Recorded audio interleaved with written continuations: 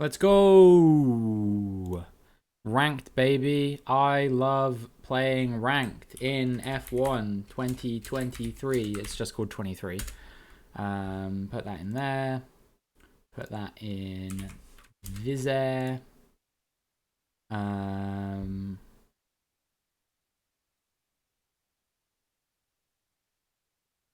on one second.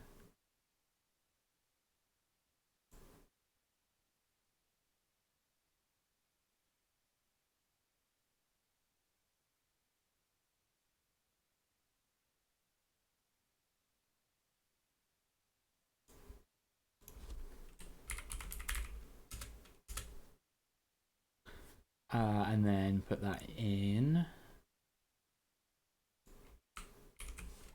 here. Done. Cool. Yo, what's up, Mike? Finally got F1 on your ass? Nah, dude. Don't worry. Everyone's ass when they first start out. You should see me when I started. How's it going, Cammy? Hope you're doing well. Hope you're having a fantastic, spectacular Saturday. I forgot what day it was for a second, but we move. Did I forget to reply to your DM? Or yeah, I did. I'm really sorry about that. I'll send you another message later.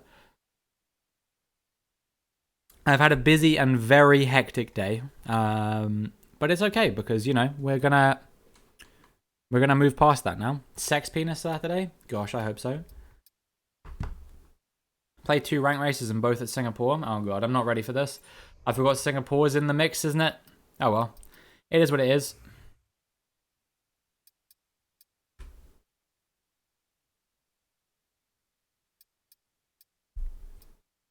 Where is it? Rank multiplayer. Should I set some goals? Who cares about goals? Not me. Not right now, at least. I'm not in the drop zone, so as long as I grab some points today, I should be fine. Yo, I'm in the same league as Tribe. Let's go. Anyone else I recognize here? Hold on. Someone I thought I recognized there. Nah, I think I missing out. Anyone else?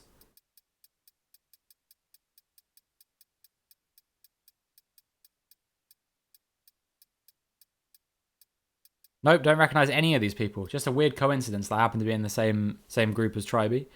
But anyway, let's get into it. It's Great Britain, Portugal, Singapore, and Netherlands. Watched the movies today, very chill. Nice, sounds very good. Very nice. Where are we? Netherlands. Alright, that's not terrible. I don't hate Netherlands. It's a nice enough track. I'm sorry that your dog was flatulent. That sounds suboptimal. But how's everyone doing today? I hope you had a great time. Anyone watch the F1? Anyone watch the F1 qualifying? Me and Millie watched it over on her channel, twitch.tv/MSB Life. We'll be live with a watch along tomorrow as well. And it was good. How's it going, Beak? Hope you're doing well. Hope you're having a spectacular Saturday as well. But yeah, she is a very big fan of Mr. Lando Norris. So yeah, if you don't know what happened, then avert your ears for a second. But she was very, very happy. Shouldn't I be in bed? It's 8 p.m., Yvette. What are you talking about? It's not even late, right? I usually am streaming at this time. I just wanted to start stream an hour later today. I wasn't really feeling it.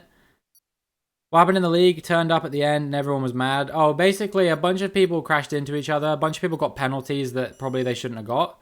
And it kind of like, I don't know, it soured it for...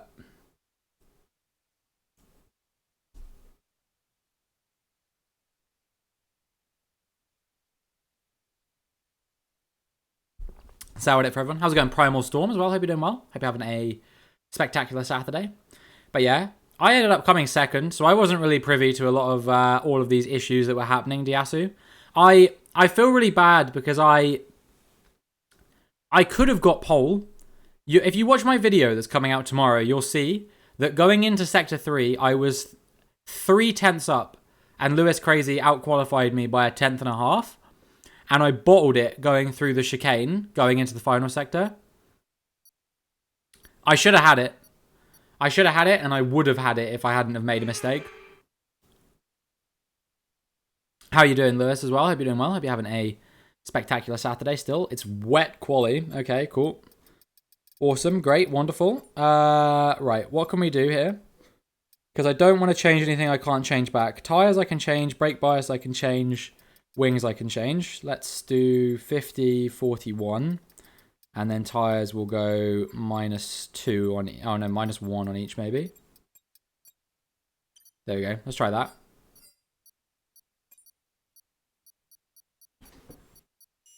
Yeah, I don't know. I was driving quite well, but it is what it is. I'm sure it won't be the last wet quali we have across the entire league. And if it is, then, you know, que sera, sera. I still got P2, which is probably the best result I was going to walk away from that race with, regardless of what happened. So I'm not gonna lose my mind over it or anything like that. Yeah, Cammy, I just, I don't know. I was just having a difficult time. And I wasn't in the right sort of headspace to, I don't know, stream at the time. So I was like, I'm gonna give it an hour. Gonna go live at 8. I thought about putting an announcement out about it, but I was like, you know, feasibly, it's not gonna make that much of a difference. And lo and behold, it doesn't seem like it has made that much of a difference. So that's all good.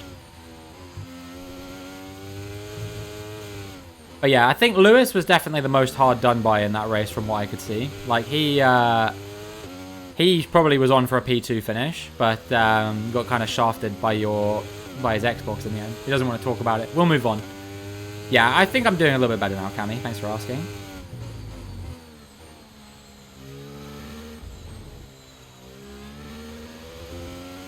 I hope everyone else is doing well as well.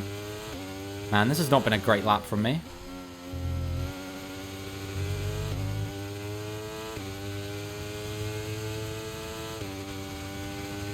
Deserved it? I didn't, I don't know. I didn't deserve to finish in the position I did because you were past me. But I guess you could argue, like, I deserved it in the sense that, like, I kept it clean apart from that. I was very consistent. I actually had quite a lot of pace, I felt like. Given that I started on the mediums and I was able to keep Phil and Ryan behind despite the fact that they were both on softs. So I was pretty chuffed about that.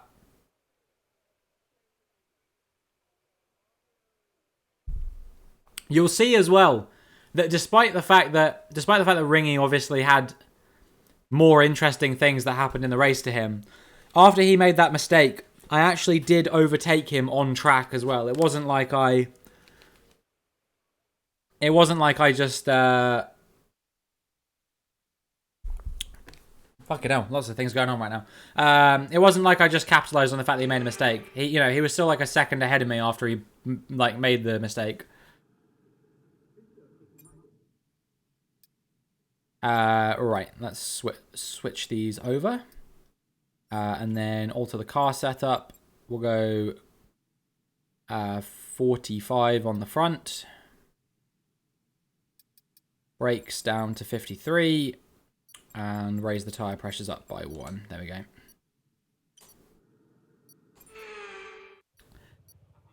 Gonna miss 6 races, so I have no chance. Yeah, it's a shame that things worked out that way, but you know, it is what it is. And I hope that you know, once it's done, you'll or like once your break is done, you'll be able to get back in for the final few races. And even if not, you know, I doubt that this is the last league we're ever gonna do as a community. You know, so I take comfort in that fact as well. Like, even if things don't go amazingly well for anyone this time, they'll have more opportunities in the next one.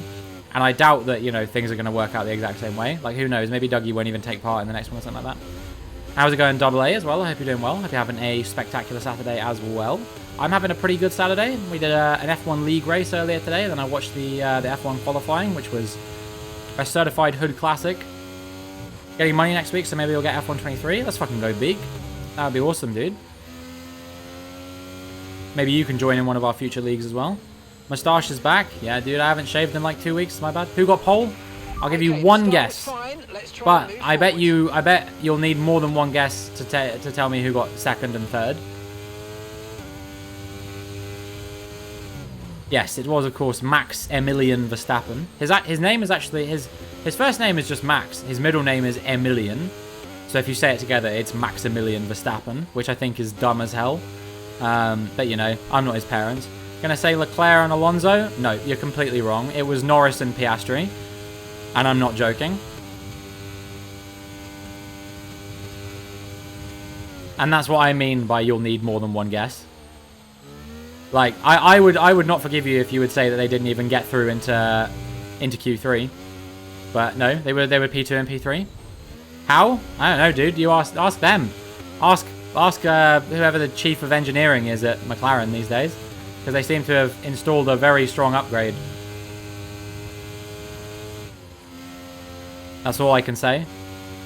Because they were good in Austria, and they've been good again here.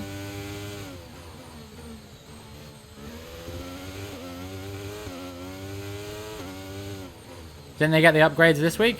So Norris had the upgrade in. Norris had the upgrade in Austria, and Piastri got it this week. Same with Williams. I think Albon had the upgrades in Austria, and then Logan Sargent got the upgrades this week as well. A lot of people were saying they thought Albon might get pole, or at least like top 3, because he was top 3 in all of the practice sessions, but he only ended up P8 in the end, which I still think was pretty impressive, given that he was only like 5/10 off of Norris or something like. You know, they were all. I think from Norris down to Alonso was like 5/10 or something like that. It's ridiculous. Oh. Ah, well, at least I'm not the only one that binned it. Let's use overtake and burn off some of this what? Energy. DRS now enables. DRS enables. Always preferred Williams over McLaren. Interesting. I don't really know which one I prefer, to be honest with you. I like them both, you know? But I like all the teams. Apart from Alfa Romeo. I don't really care about Alfa Romeo at all. Like, they're the most anonymous team on the Formula 1 grid. Tell me the last time you actually saw an Alfa Romeo on track. Apart from when Bottas had an incident today. Tell me the last time you saw an Alfa Romeo on track for anything other than them, like, failing or something like that. You can't.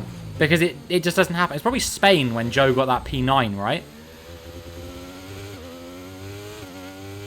They don't do anything.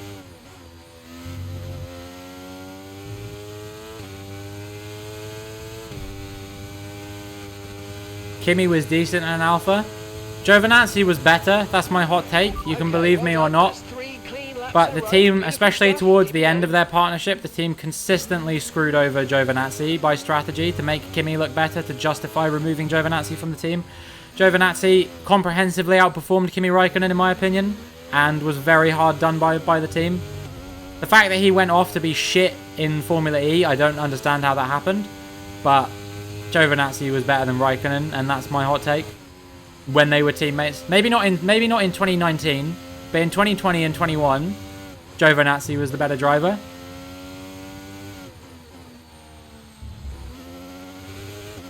And Kimi Raikkonen really was just using it as a retirement home and should have just completely left Vettel and Kimi partnership. That's when I love Ferrari. That's ironic, because that's when I hated Ferrari, because Kimi Raikkonen was completely anonymous in that team, and Vettel had serious anger management issues for a long time during that partnership as well.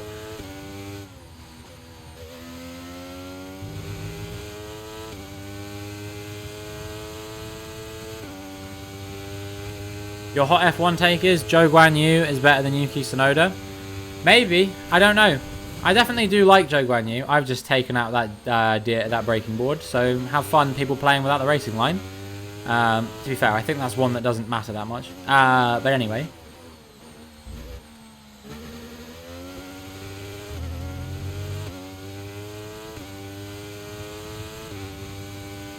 Maybe that should be the strategy. Just knock out all the braking boards, and then people won't know where to brake.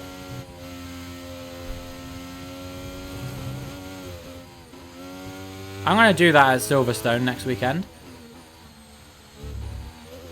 The thing is now, if any of the braking boards get broken at all, people are going to think it was me, even if it wasn't.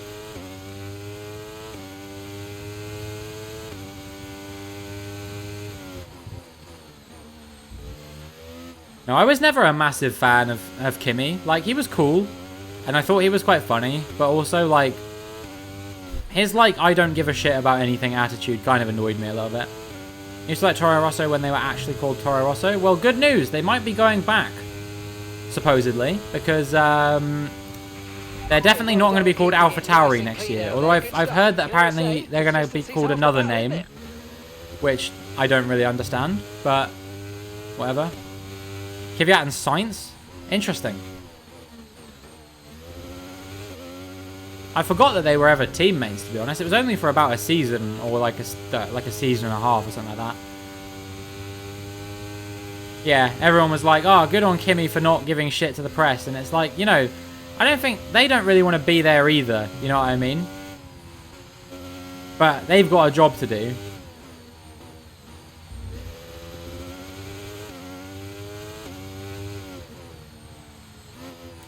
Hamilton and Rosberg were an S-tier partnership. In terms of pure pace,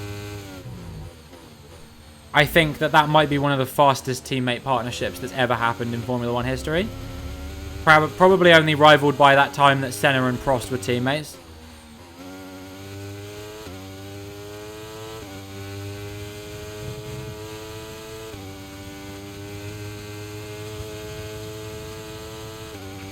Okay, we're approaching the pit window. You're going to be on softs. Arguably, if Russell ends up being a multiple world champion, you would have to say that probably the Hamilton-Russell partnership would be one of the strongest partnerships on the grid as well. Are there teams in F1? Yeah, Cammy. So there's 10 teams on the normal Formula 1 grid, and each team has 2 drivers. And the teams compete in a teams championship, which both of their drivers' points count towards. And then the drivers compete in a separate drivers' championship, where they score points for themselves. And depending on where you finish in the teams championship, depends on how much money the team gets for the following season, basically, because they get awarded cash prizes for where they finish.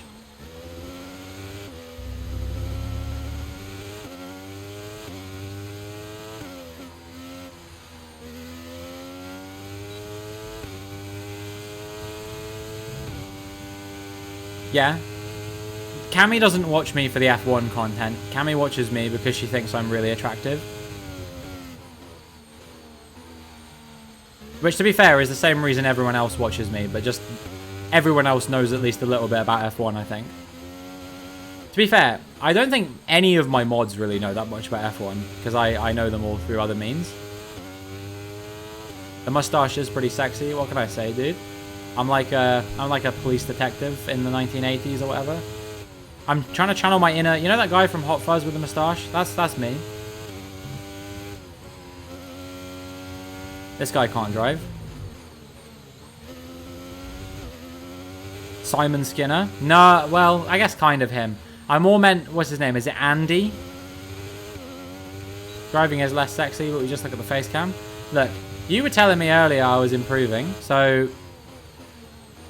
I'm going to take that one. This guy can't drive.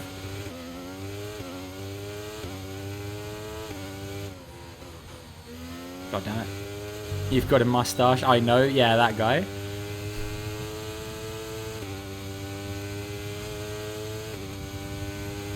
I've set my wings far too high. Open, so let's box this lap. Box this lap.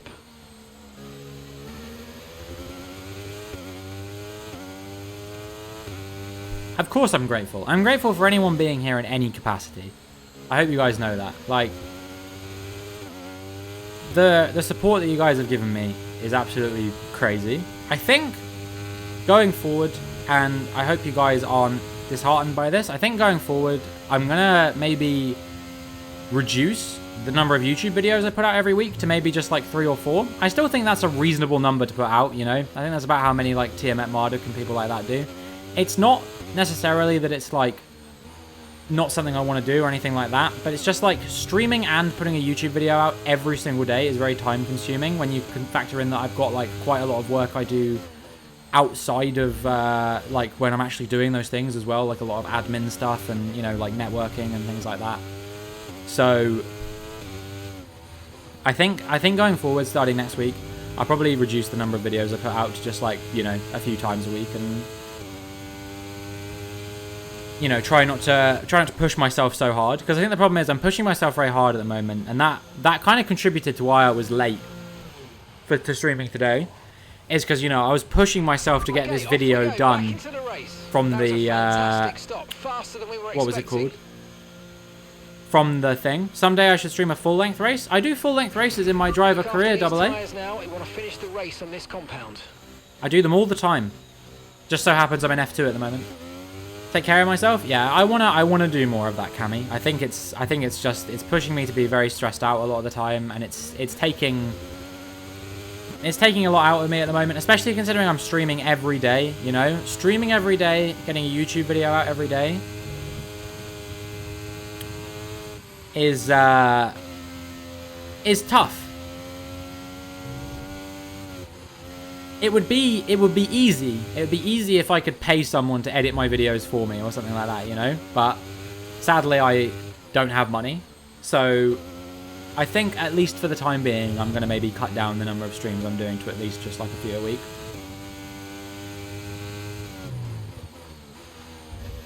Not streams. What am I saying? Not streams.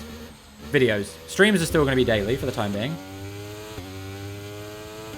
Yeah, it'll be tomorrow, Lou. It's rendered. It's rendered, which was another reason why I was late to the stream, because it rendered through 7 PM. So I was like, well, if I go live now, my PC might blow up. It's rendered. I just need to set it to upload tonight, and then it should be good. Did binge my YouTube videos the other day. Let's go. Are you that guy who commented on a bunch of them by any chance? Because there was someone who left like a ton of comments on my videos, and it made me feel really good, you know, like knowing that someone was like really invested in it. How long does my PC take to render a 15-minute video? For you, it's 30 minutes. For me, a 15-minute video would take like, yeah, it depends on how like big the video is and like how much stuff is in it, if that makes sense. But I'd say on average, like if I was doing a 15-minute F1 video, it'd probably take like 20 minutes. But my videos are typically about half an hour, and it usually takes like 35 to 45 minutes. The longer videos maybe take as much as an hour. Ahead is 12.4 seconds. Like my Qatar one took quite a long time to render, because that video is nearly 40 minutes long. But it was a good one because it was a sprint race.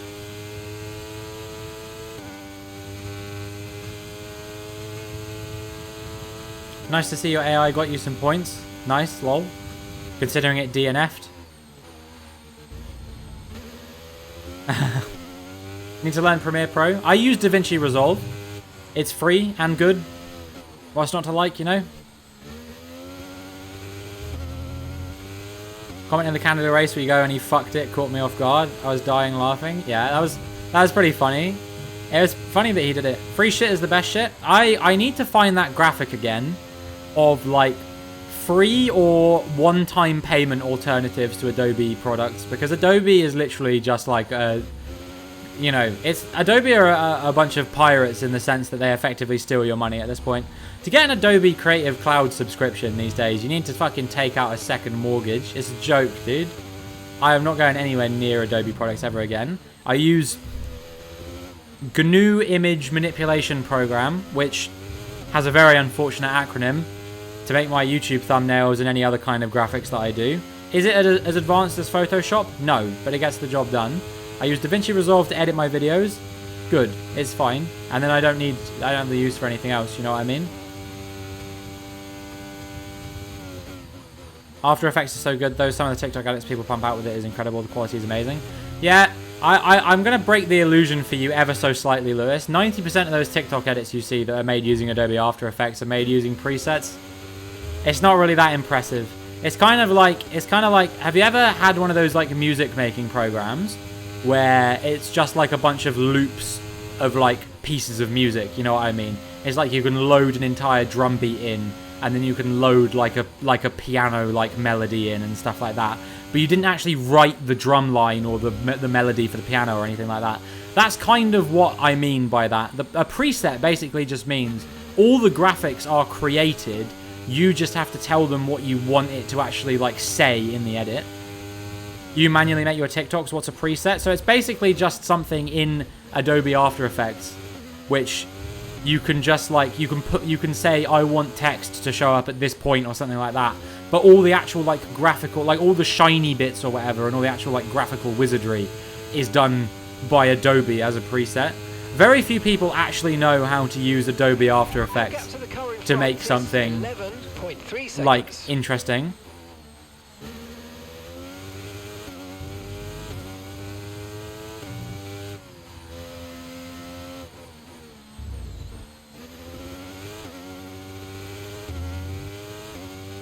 It's been a very nothing race. Someone ahead of me is out, so we're going to get promoted up at least one position.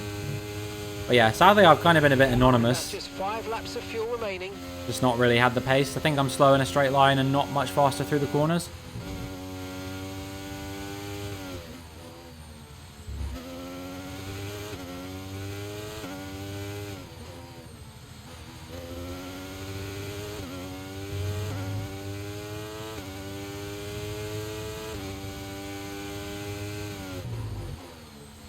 But yeah, Adobe After Effects is a cool program if you know how to use it, but just very few people actually know how to use it.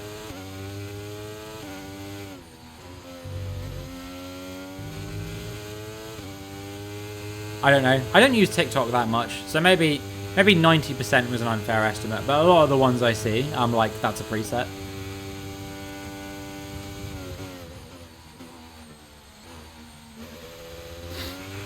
At the moment, the car behind is lapping faster than us by around a second a lap. I remember I saw a TikTok once where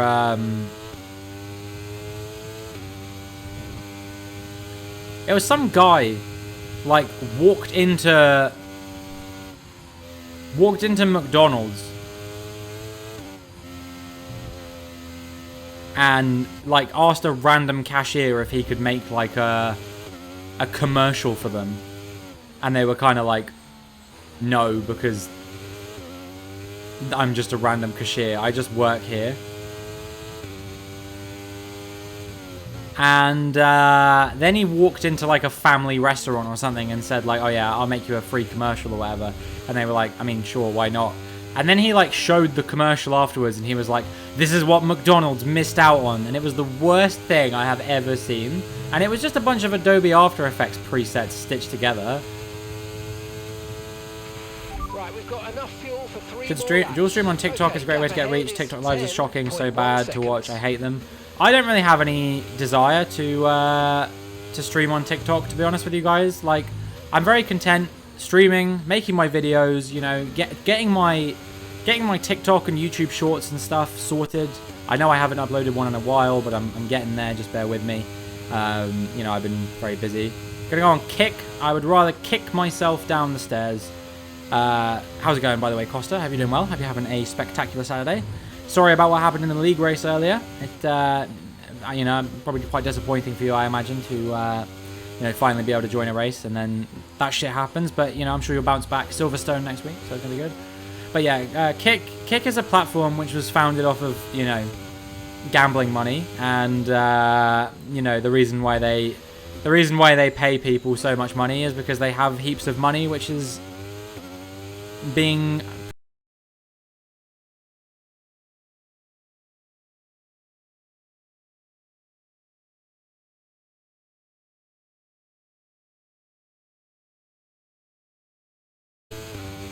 Yeah, the thing is, like, if I went on to Kick, like, maybe only, like, not even 50% of the people that I have that watch me on Twitch now would follow me over.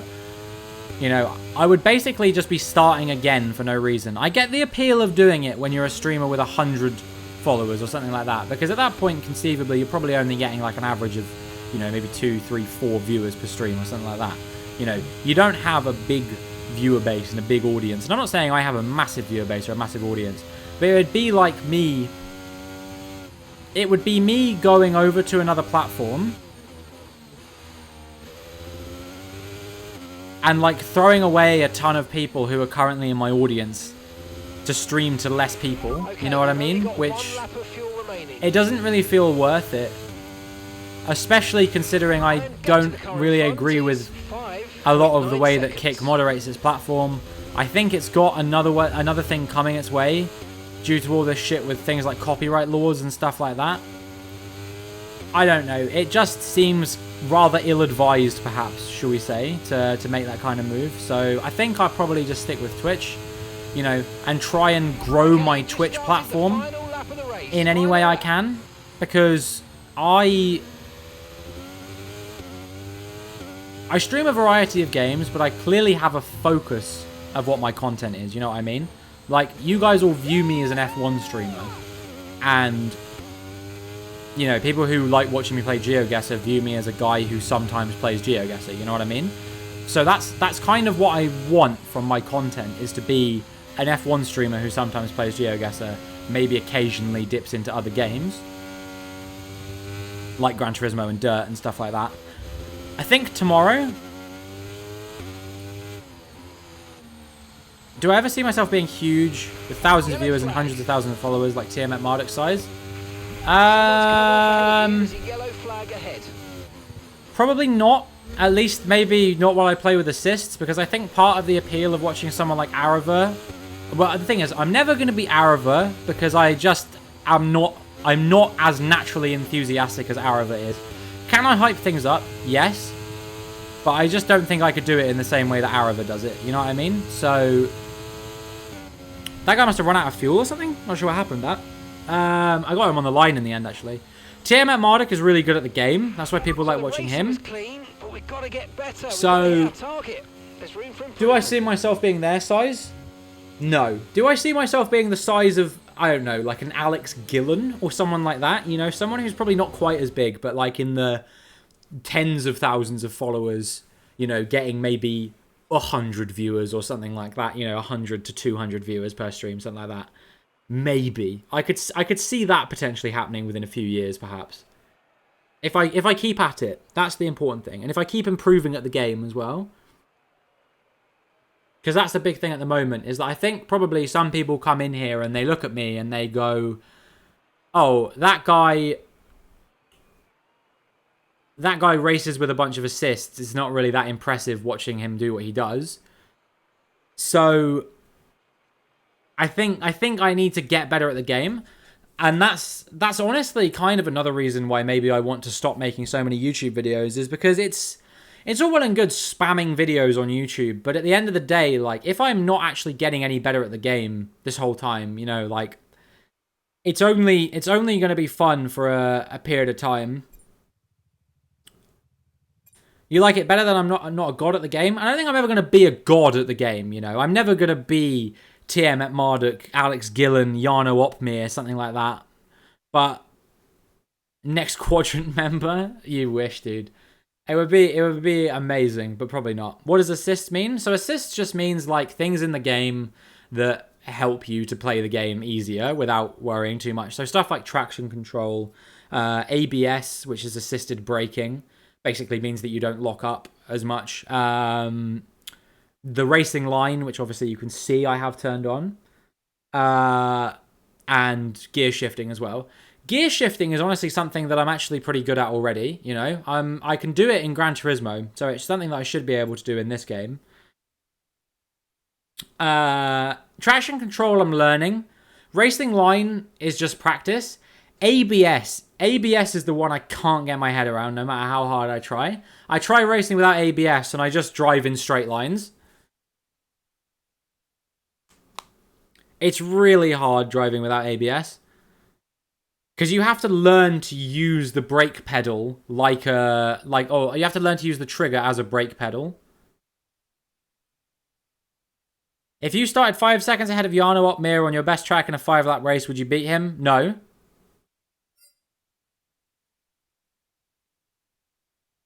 I think you'd struggle. He'd definitely catch you, but maybe you'd be able to defend. I don't know. Because catching is one thing.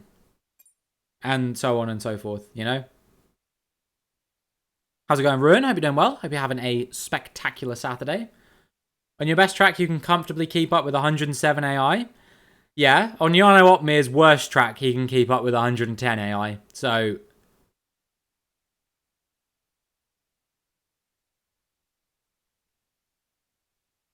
I think he would be faster than you, no doubt.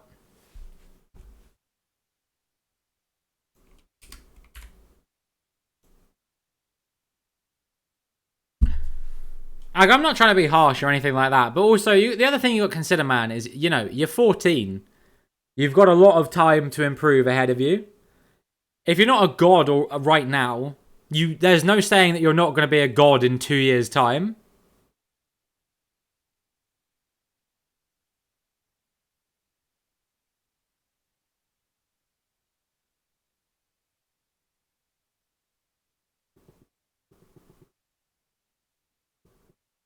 We've got a 20-person lobby here. Do I recognize any of these people? Have I raced with any of these people? Oh, it's Craggy. I know Craggy. And obviously this Remulus guy was here before.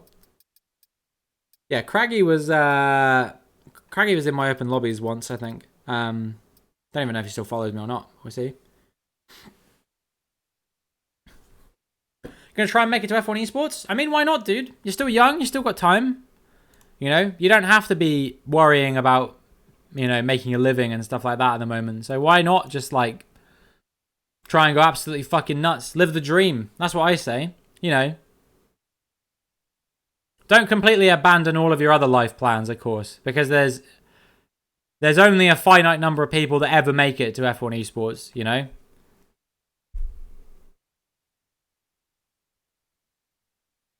F1 Esport champion on a controller? Yeah, you'll probably have to learn the game on a rig. But, your brain is wired in a way. This is something I didn't learn until I was about 16, 17, by which point I probably should have done more about it. But your brain is wired in a way that makes it far easier for you to learn a new skill the younger you are. It's why, like, people you see who are really bloody good at playing an instrument all, like, started when they were, like, like a child, like a 5-year-old or something like that. Like, if you think about, like, I don't know, when you think about, like, Mozart and people like that, Mozart was, what, like 4 when he started playing piano or something like that? And, it can be the same for video games as well. I think things like video games, musical instruments, stuff like that, there's no natural talent. Like, I remember Wolf said something in Phil's chat earlier when Dougie, like, blitzed the field or whatever that was, like, natural talent. And I was like, well, doesn't that kind of detract from the fact that Dougie has put in, probably thousands upon thousands of hours into the Formula 1 game, sweats out time trials, races in a ton of leagues. I think you redeemed hats off earlier and I completely ignored it, didn't I, Cammy? Do you want the hat off or on? Because you've redeemed it twice now, so you can choose. Hard work makes you better? Here's a thing. Here's a study that they conducted that I read about recently, right, Lewis? I ignored you, so you want it off? Or do you want it back on? Hat off? Okay. I read about a study recently, Lewis, which I thought was very, very interesting. Where they did a study of 2 groups of people, and it was people who at a young age were deemed to have a sort of natural ability for playing a particular musical instrument. I know this is only applicable necessarily to musical instruments, but just humor me for a second. It was people who were deemed to have a natural ability in musical instruments, and people who, were deemed to just be like, they're all right at playing a musical instrument, but they're not, like, amazing at the age of, like, 5 or 6 or whatever. And they did a long-term study on these people. I think it was across 10 years or something like that, from the age of about, like, it was like 5, 6, 7, where they assessed them over the course of time. And here's what they found. Those students of those instruments who practiced a lot, regardless of whether they were judged to have natural ability or not, all ended up being incredibly proficient musicians into their teenage years, and usually found their way onto, like, a band or something like that. So yeah, what was I saying? Regardless of whether they were judged to have innate ability, like natural talent as we call it or whatever, all of them made it. Regardless of whether people were judged to have natural talent or not, if they didn't put in as much practice, take it for example, take someone who was like, so you break, you'd make like 2/10. I probably wasn't trying too hard, to be honest, but I don't know. I was kind of more focused on what I was saying. Yeah. So take you got two 7-year-olds who both play the violin or whatever. One 7-year-old is judged. One of them is judged to be naturally talented. One of them is judged not to be naturally talented. The one who's naturally talented is like, oh, I'm naturally talented. I'm going to practice violin for an hour a week. And the one who's not naturally talented is like, oh, well, I want to be good at violin, so I'm going to practice 10 hours a week or something like that. The one who practiced 10 hours a week in 10 years' time will be significantly better than the one that practices 1 hour a week, even if the other one was judged to have natural talent earlier. Take Messi and Ronaldo for hard work and natural talent. Messi and Ronaldo are both incredibly hard workers, and also Ronaldo is an incredibly smart worker as well, and that is something that, despite the fact that I don't really like Ronaldo because of a particular controversy, which we're not going to talk about on the stream, that makes me not particularly like him. Very hard to beat someone who's talented and works hard. I mean, absolutely. If you've got an innate ability for something and you work hard, it's going to be fucking almost impossible to beat that person. But Messi and Ronaldo are both incredibly hardworking people and probably also have some kind of, innate benefit in their life that makes them better at playing football. Whether it's that they're, they've got a slightly more athletic build or something like that. You know what I mean? Like, in the same way that video games, there's probably something to do with video games that would give you an innate, advantage over maybe other people. Like maybe you've got faster reaction times, or, you've got a slightly steadier hand, you've got slightly more dexterity or something like that. But I've heard so many stories of Ronaldo, who has worked incredibly smart and also incredibly disciplined to get to where he is in his life. You know what I mean? So I think that the success that he's had in his life, he's earned it. And it's just a shame that he did the thing that he did that makes me really not like him, because I really like him other than that. How's it going, Scrumbler? Hope you're doing well. Hope you're having a spectacular Saturday. It's good to have you here. I think I've put hard work into F1 to be in the top 1,000 at pretty much every track in the game. Yeah, I mean, absolutely. That takes a lot of hard work, doesn't it?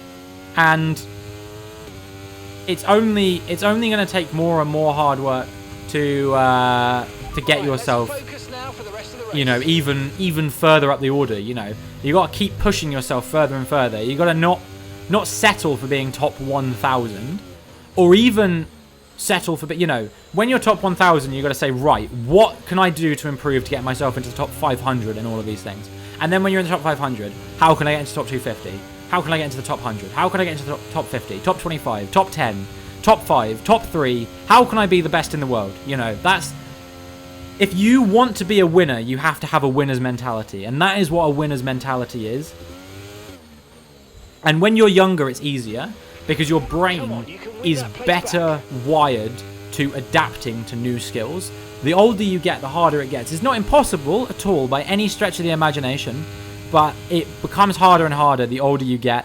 And sometimes, when you get to a certain age, it can become a bit demotivating sometimes. You know what I mean? Like, I'm one to talk. I'm only 22, right? But still, I'm always like, I would pick up this new skill, but is it too late for me? You know what I mean? Like, if I wanted, like I said, I've told you that story about how I embarked on a quest to become a chess grandmaster and gave up after an hour because I got bored. You know what I mean? It's that kind of thing. I kind of told myself, oh, well, I haven't been playing chess since I was a kid, so I could never become a chess grandmaster. Maybe not, but, if there's one way that I will never, ever become a chess grandmaster, it is by not playing chess. Effectively, that is the only way I can be 100% certain I will never be a chess grandmaster.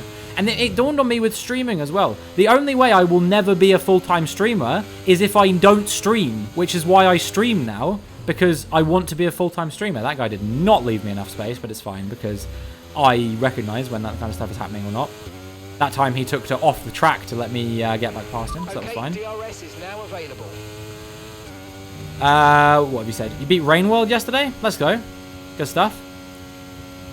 Won't ask what you did, but I haven't heard of that, so I think I'll have a Google search. Yeah, it was pretty abhorrent, sadly.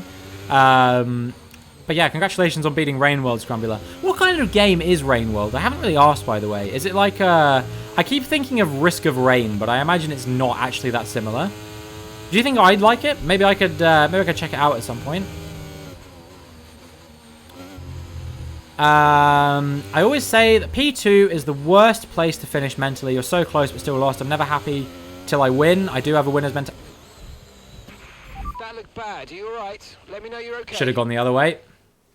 That's really bad from that guy, though.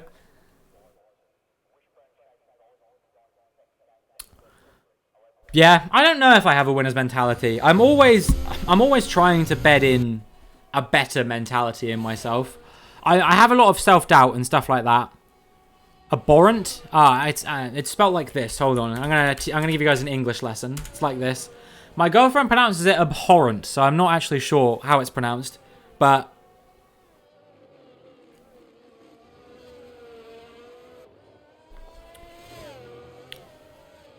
I'm just gonna leave and tank the points hit, to be honest. But maybe I'll wait a little bit. That's so annoying. That guy literally cut straight across me and took me out and didn't even get a penalty for it, I don't think. I mean, he's DNF now, so it doesn't matter. But still, annoying, frustrating. Wasn't my fault. I was a passenger. Tried to avoid it, and he just kept driving at me. Let's see. What have people been saying? How's it going, Flange? I hope you're doing well. Hope you're having a spectacular Saturday. Interesting moment for me to join. This links to a major gripe with work colleagues. The oldest ones constantly arguing, we've done things this way for 20 plus years. No adapting to new methods, new ideas. Yeah, that really bothers me as well, certainly, when people are like, oh, we've always done it this way, that kind of thing, you know, because people always are innovating, right? That's human society in a nutshell. You know, when the washing machine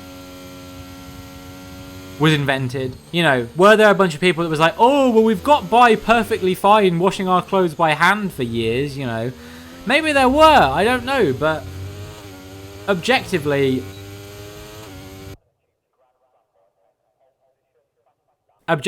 like, you know, the washing machine probably was a better invention.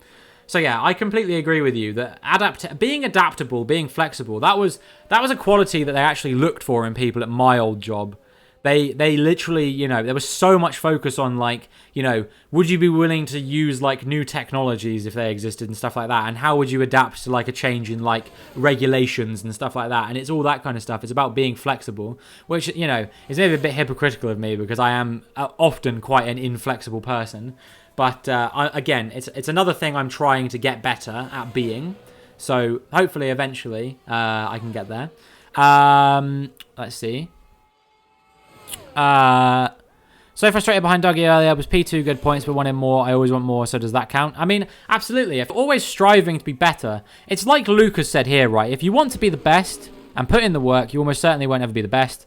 But you get to keep all the progress you made, and that skill is valuable and rewarding in its own right. Exactly. Even if you only ever become the 5th best in the world at something, or the 100th best, or the 1000th best, or at least someone who is just competent and good at something, that is a skill. You know what I mean?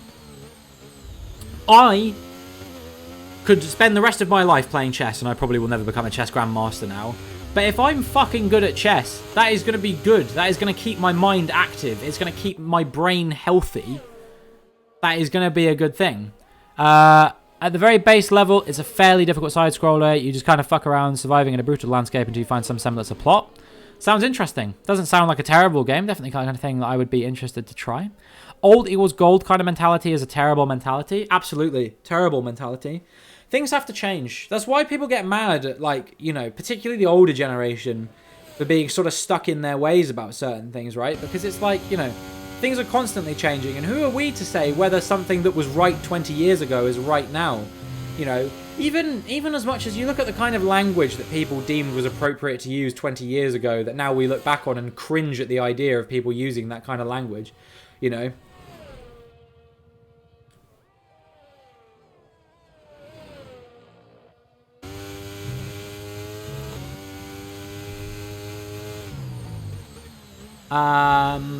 Let's see. In hospitality, customer trends change.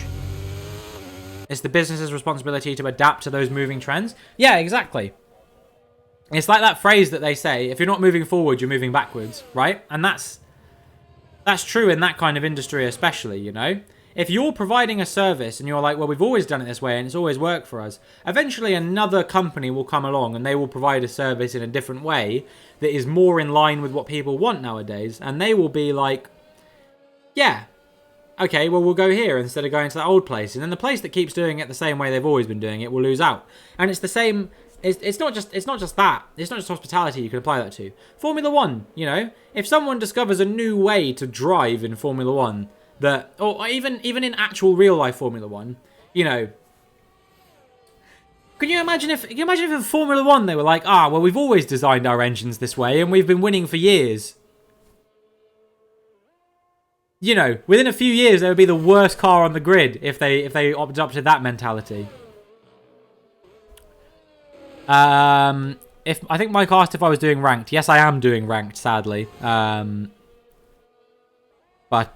you know, it's fine. It's not a big deal. You have DNFs every now and again.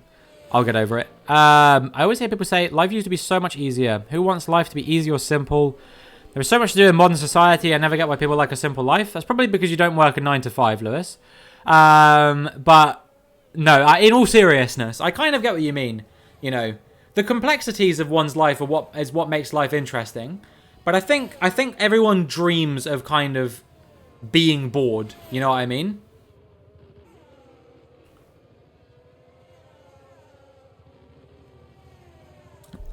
Oh shit! Whoops. Technology is a key sort of example of that, right? Flange.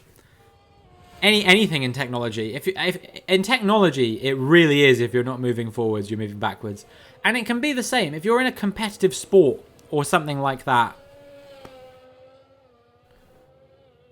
If you're in a competitive sport, you know, if things are changing, you know, F1. It's the people who do well in F1 are the people who can master different eras of cars. The reason why Sebastian Vettel kind of tailed off in his career is because he was never as good in the turbo hybrid era as he was before the turbo hybrid era. Hamilton is one of the greatest drivers of all time because he's adapted to driving in multiple eras of Formula One cars and still been very fast.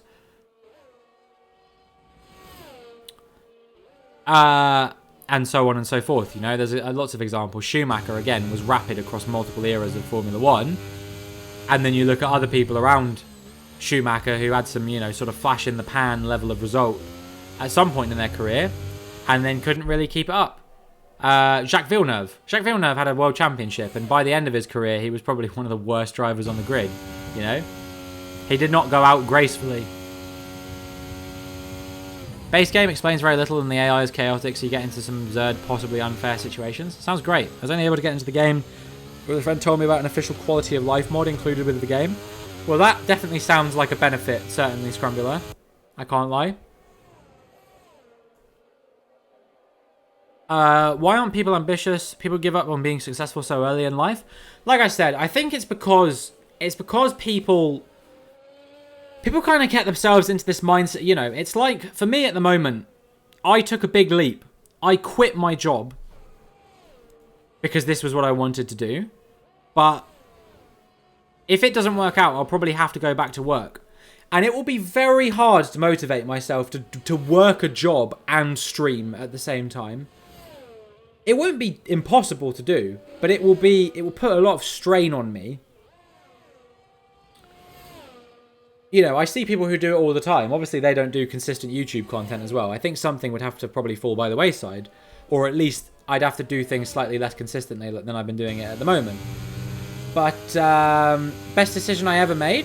What, to quit my job and start doing full-time streaming? It was definitely a smart decision. Was it the best decision I ever made? Probably not. I think the best decision I ever made in my entire life was when I was 15 and I was hanging out with my friends who were getting more and more into drugs and that kind of thing. And one of them invited me to go and pick up drugs with him at a drug deal. And then I, halfway to the car park where we were meeting with the guy, I turned around and I said, actually, I think I'm going to go back to the beach, hang out with the rest of our friends. And then my friend got arrested. I think that was probably the best decision I ever made, to be honest with you. And it kind of, not only that, but it kind of scared me into kind of stopping hanging around with those kinds of people and stuff like that. But yeah, apart from that, maybe it was one of the best decisions I ever made. Certainly it's up there, because that job was a massive strain on my mental health. But yeah, that decision I made then and there in my life was probably the best decision I ever made, because I don't know if I would have gone to prison, because at the end of the day, I was just there with my friend. But, you know, it certainly would have... It probably would have... You know, I'd have been in the system and stuff like that if that had happened. So, I don't know. It was a bit nervy. My friend really hated me after that as well. Because, obviously... I think for a while he thought that it was me that did it. Like, I was the reason why he got arrested or something like that, which isn't true. But, you know, obviously I can see why he would have believed that. But yeah.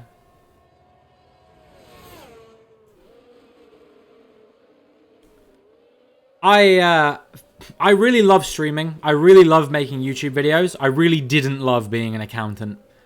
I became an accountant to make people in my life happy. And it ended up making people in my life less happy because it turned me into a massive wanker towards them. Whereas streaming's putting a lot of stress on me at the moment. I will fully admit that. Like, I definitely have been more stressed this last like few weeks or so while I've been streaming every single day. Oh, need to make sure the PS5 doesn't turn off. But, you know, that's temporary. Everyone can deal with stress when they can see an endpoint to it. The problem is that I couldn't see an endpoint to the stress when I was an accountant, and that was why it was so hard to deal with. But this, at the moment, I can deal with the stress because I know eventually the stress will subside. Because I'm only sort of, you know, going hard with streaming for a certain period of time. I'm not doing it forever. And that makes it easier. You know, it's like how in everyone's job, right? It's okay to be stressed sometimes, as long as you know that there's going to be an end point to the stress. But, you know, in accountancy and in the finance world, there's this thing called busy season, which is basically the time of the year when all companies are trying to get their accounts filed, and also the end of the tax year and stuff like that, and it all coincides with one another. So between the months of February and April at my job, we were banned from taking annual leave because it was just too busy. Like, everyone had to be working because it's such a busy time of year in that kind of field.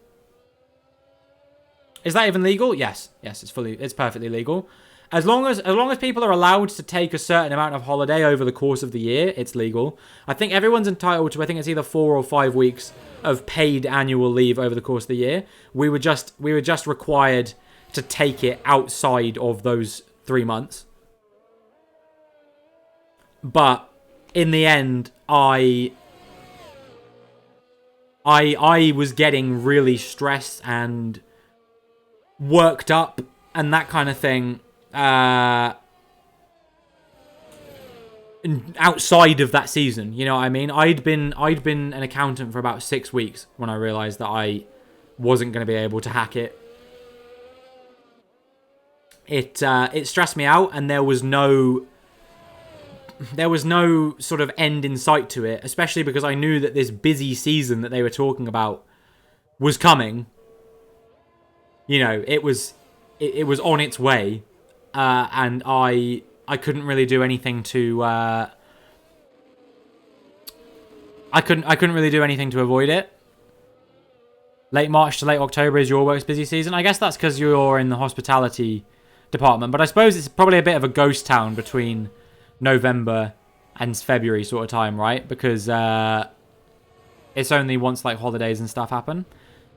Missed out on some interesting work discussion. I'm sorry, Scrum. I mean, it's kind of still going. You can always get involved.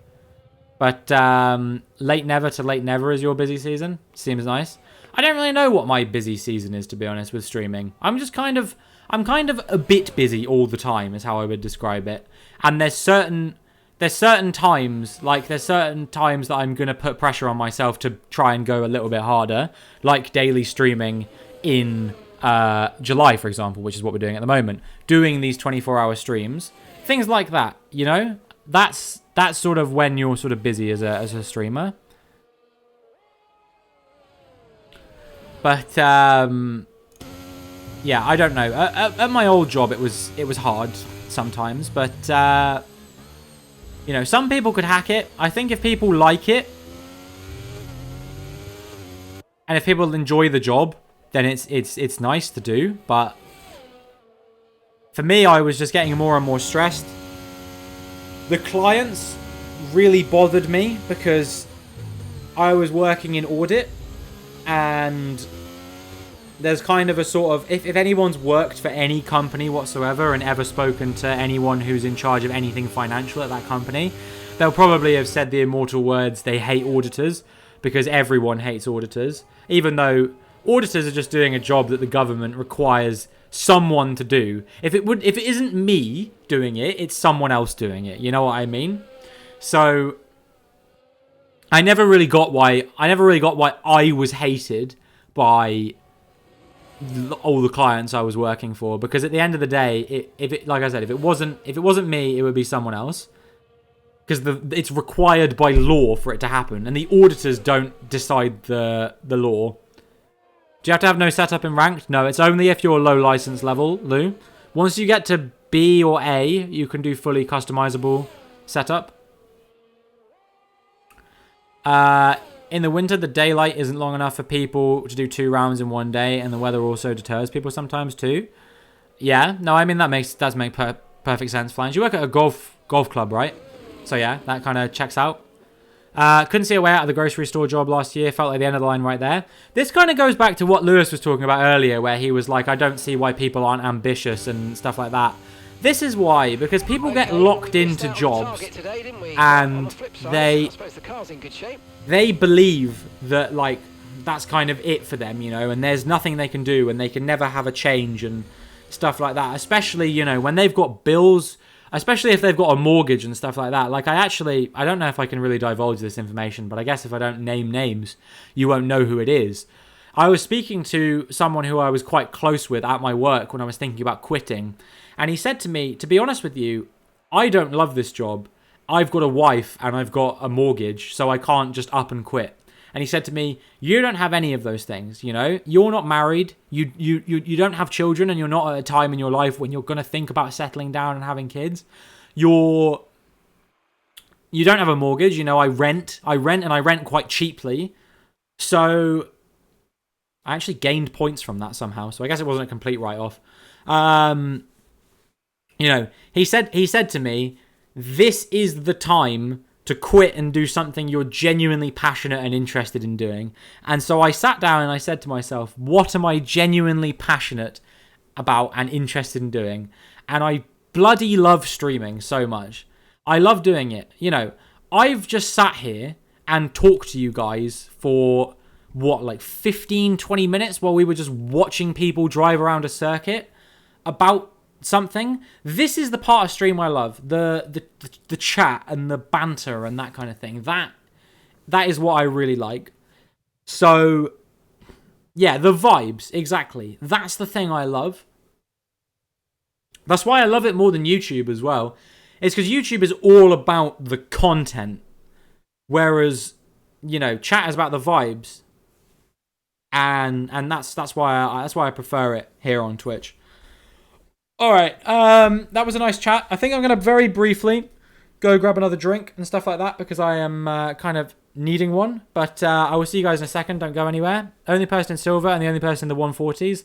You're kind of cracked at Singapore though, right? Or am I wrong about that, Lewis? I can't remember. In any case, yeah, I'll be back in a second. Get you a cup of tea? All right, we'll do. Anyone else want anything? What do you take? Milk, sugar, that kind of thing? I'll get all of you guys. Don't worry. I'll get my girlfriend to put the kettle on. No, I'm kidding. She'd slap me if she heard me say that. Yeah, I'll see you guys in a second. And milk, no sugar. You got it, boss. All right, yeah. I'll see you guys. Don't go anywhere. We're going to be doing more rank racing when I come back, and hopefully having some more fantastic discussions. Water for Cammy. Yeah, get your orders in. I'll check my chat when I get back.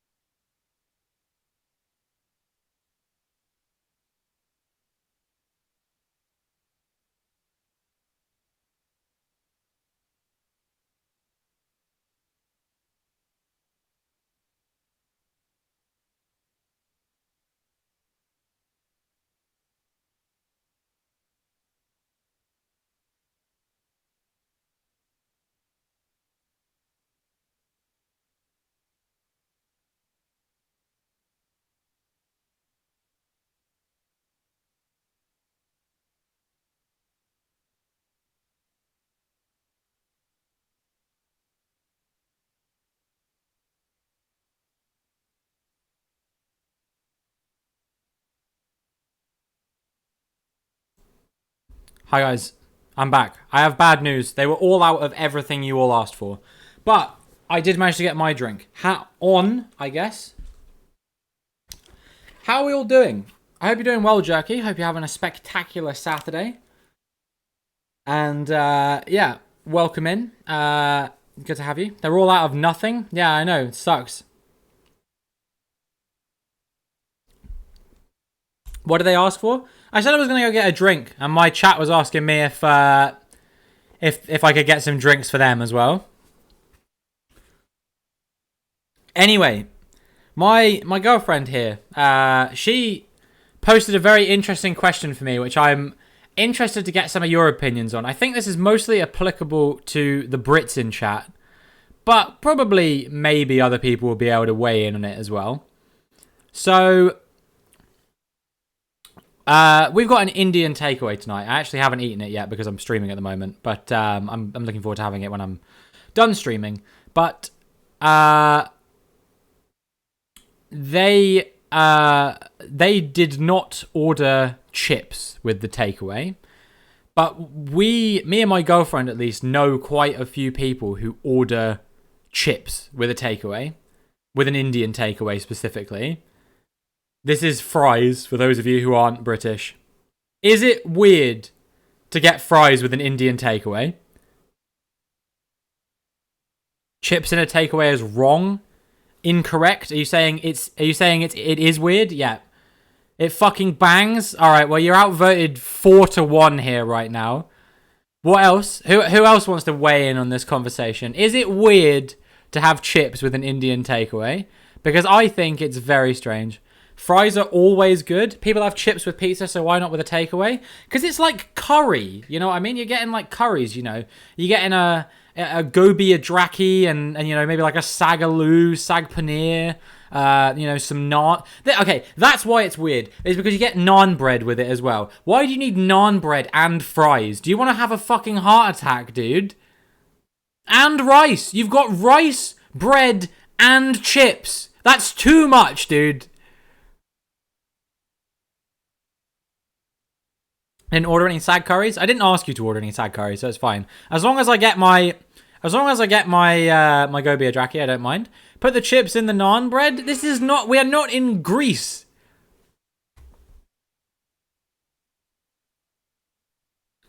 Samosas, pakoras, yeah, stuff like that. Bhajis, things like that. They're all like a bit sort of, you know, heavy as well. You know, it's just like, where's the fucking it's just so dry. Surely, I don't know, man.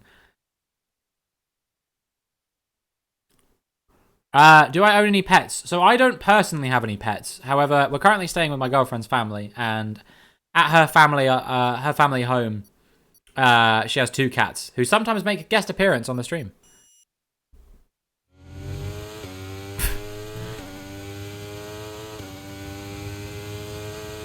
Your message got held because you used the phrase "Chinese is worse." Auto mod context 0 out of 10. This is going to come back to bite me when people are comparing ethnicities in one of my streams in the future. Aloo gobi is potato and cauliflower. Yeah, it is. Aloo gobi adraki is the full name of it. I think it comes with a certain type of sauce. I think that's where the adraki comes from it as well. If you want curry with chips, get a fish and chips with curry sauce. Yeah, I agree entirely. Like, what the bloody hell are you doing? You know, you order a takeaway and they're like, oh, let's get some fries. I'm like, just get like, you know, like pizza and chips or something. Do I have salt and pepper chips with Chinese? You can get chips with Chinese. Chips with a Chinese is worse than with an Indian. No, I completely, I don't know. I barely ever order a Chinese takeaway because they're very rarely vegan, like, that you can trust. I'm having a horrible lap right now. Not really trying very hard. And also just, I don't know what it is about a Chinese takeaway, but I just don't dig them very much, you know? I much prefer like a pizza or an Indian or what else? Like Greek food especially. Bloody hell. Greek and Middle Eastern food is untouchable, in my opinion, cuisine-wise. Yeah, that was a terrible lap from me. I could have improved by like a second.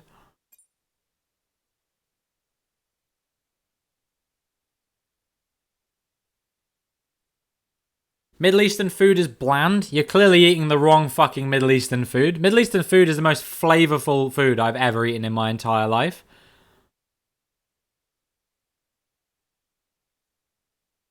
Yeah, Middle Eastern / North African, like Moroccan cuisine and stuff like that. Whew! Couscous, things like that. Damn, dude. You can say it's bland. You're just cooking it wrong, or you're just it's being cooked for you wrong. Because I have had a lot. We usually eat something which has its roots in the Middle East or North Africa once a week, I would say, and it's like my favorite time of the week.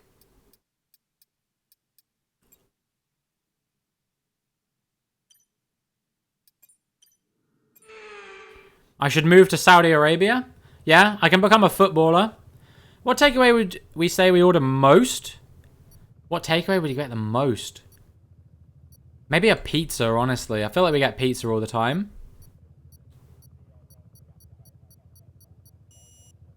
Or Wagamama. Actually, can I change my mind? Can I change my answer? Wagamama, definitely. But I'm going... my girlfriend was saying this as well. I think we're both kind of going off Wagamama a little bit. Because it's kind of becoming more and more sort of like, I don't know, processed feeling. It doesn't feel quite as like authentic food anymore.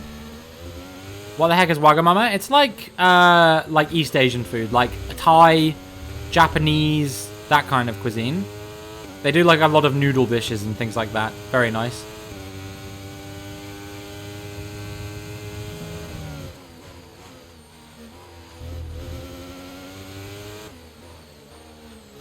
Oh, that was so close with that guy. Noodles. Yeah, I love noodles. Ramen. Yeah, I've had a few ramens from there. I think that's maybe the biggest problem. Wagamama eating in is quite nice. But getting a takeaway is becoming more and more mid for me. Because you can't really order a ramen when you get a takeaway because it's just like, I don't know. It's a bit liquidy. You can't really trust it. Surprised we don't have Inuit takeaways in the UK. What kind of cuisine is Inuit cuisine? Just out of curiosity. Donburi? Yeah, didn't they get rid of the no duck donburi or something? That's a big L from them. I think I had it once and I actually quite liked it. I don't know what is going on here, but I feel like I'm about to make up some positions.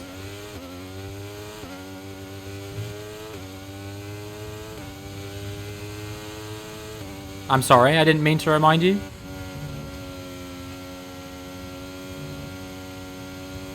Like the gyoza too. The gyoza's pretty good, although I don't know why, but it seems to be like quite bland the last few times I've had it. Pakistani food's quite nice. I don't feel like I've really had Pakistani, but I feel like that's like verging on Middle East, you know what I mean? Me and my girlfriend tried Afghanistani food for the first time when we were in Sweden. It was a restaurant that was owned by refugees from Afghanistan, I think they were, who moved to Sweden in like the 1980s or 90s or something like that, they said. Pretty much Indian food with little differences. No, that makes sense. But yeah, Afghanistani food was delicious. I think it like inspired my girlfriend quite a lot. She says she's got a lot of new meals that she really wants to try. Like some of the stuff we had there was really good. Oh my god, I just had a big moment. She, I don't know. She cooked a meal with pomegranate seeds the other day, which is something that is quite abundant in like Afghanistani food and stuff like that. And it's really nice. Carrots and raisins in their rice, which is actually quite nice. Well, that's cool. Okay, well, that's mate, really cool. Need to look at a new race strategy after that. I've got some options for you, so go and check your MFD. Okay, copy that. Remind me why I still play this mode, guys. Oh my god, my car can't turn at all.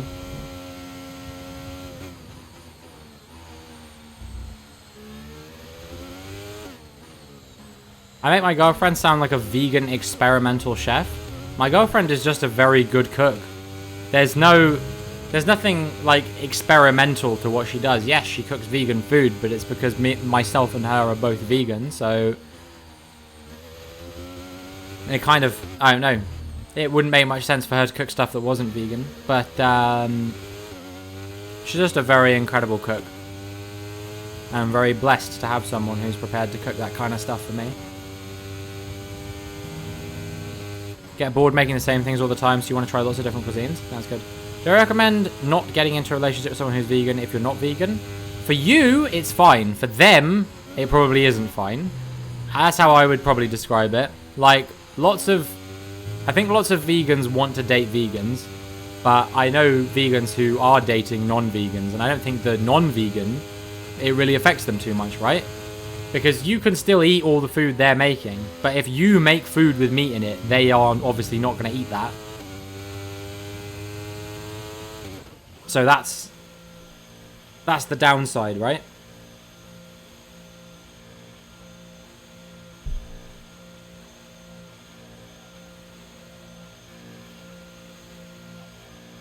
Ooh, I accidentally just instantly pressed X. That was really bad. Turned in a millennia early. Right, let's go. Come on. That stop wasn't great. We've lost some time there. If you, the non-vegan, are happy to eat the vegan food they make, then I don't think it's an issue. Yeah, exactly. Thinking more along the lines of if I get a vegan girlfriend, she'll never make meat and I'll never be allowed to make meat. It's not that you'll never be allowed to make meat. You'll just have to accept that you and your girlfriend are going to be eating different meals. You know what I mean?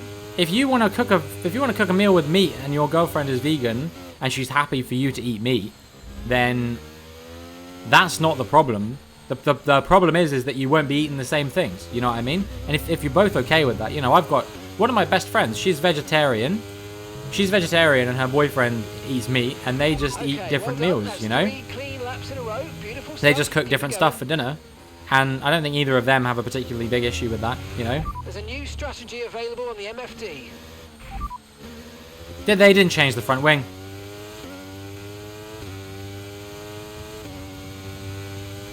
Got that confirmed.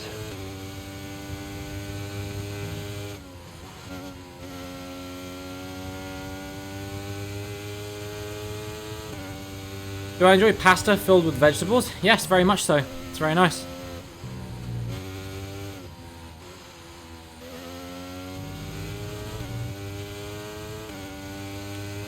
My girlfriend makes this dish every now and again, which is she calls it like a cheap meal basically, where it's just something that she just throws stuff together. But I don't know. She makes like pasta with like, it's like a pasta salad type thing with like pesto and some tahini and stuff like that, and maybe puts like, I don't know, like sun-dried tomatoes in it, and I don't know,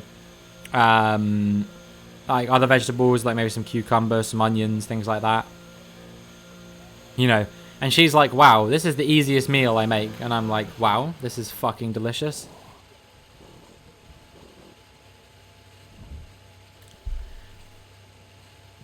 You are allowed to like vegan food even as a non-vegan. You know what I mean? Like some stuff people eat is just vegan, even though it's not like deliberately vegan necessarily. If you ever bought a packet of Bourbons from Sainsbury's, those are just vegan because they are, you know, because they make them using soy because it's cheap. Don't think you've ever had a vegan breakfast? Oreos, another one, yeah, indeed.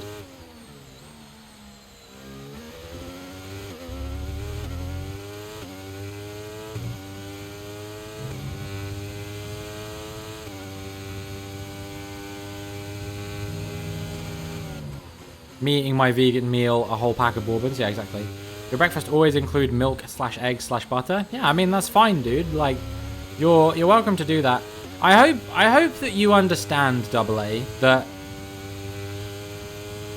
just because you can't be vegan doesn't make me being vegan weird or impressive or anything along that spectrum. It's just a different facet of my life.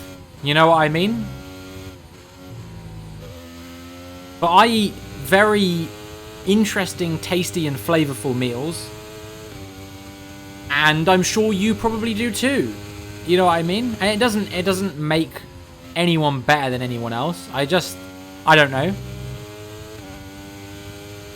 It's just part of someone's life, you know? In the same way that someone can be the same, you know, even if, like, you know, things like politics and religion and stuff like that. It's just the life choice, right? Am I a person who lives vicariously and sticks to their beliefs? You know what live vicariously means? Because that means, like, living through someone else, doesn't it? I'm pretty sure. Am I wrong about that? Can someone fact check me on that? Because I'm pretty sure to live vicariously is to live through someone else.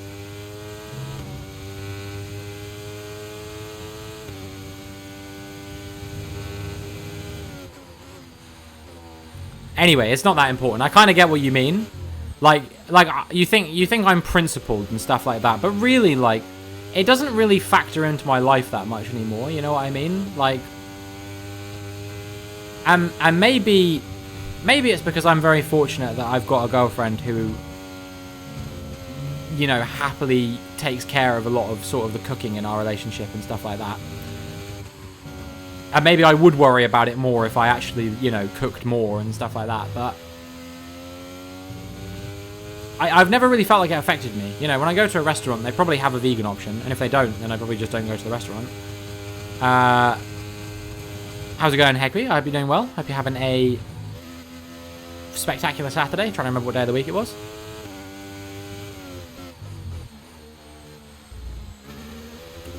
Porridge made with water and topped with honey is a great vegan breakfast. I agree. But it's also not vegan because honey isn't vegan. Well, to some people, honey is vegan. Some people think it is, some people think it isn't.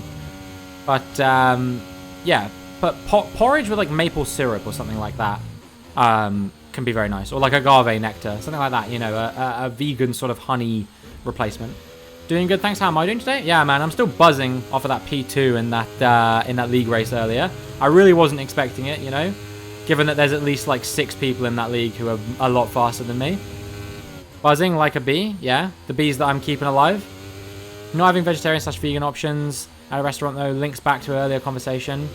Adapting business methods to suit changing customer needs. Yeah, exactly. This is why I never understand. Like, what's the incentive to not have vegan options on your menu these days? You know? Like, what is that doing? You know? Who are you pleasing apart from Piers Morgan?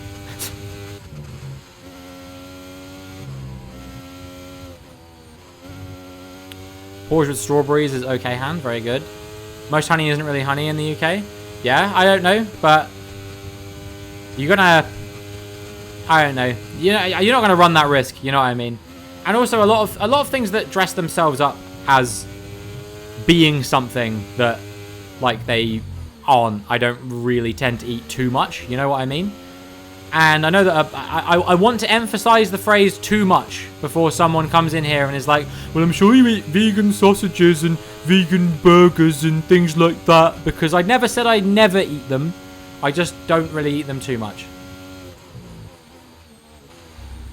Five Guys doesn't have vegan options? Yeah, I know. I tried going to Five Guys once, and it didn't work out very well for me in the end. McPlant is okay, but I think I'd only go to McDonald's if Meat Eater friends wanted to. Yeah, well, I mean, I'm trying to remember. The only time I've ever had the McPlant is when we were on that road trip with your sister and her boyfriend, Maddie, and they wanted to go to McDonald's. That's the only time I have ever been to McDonald's since I was vegan. In, what, 4 years of being vegan almost? Do they have peanuts all over Five Guys there? No clue. I've never been.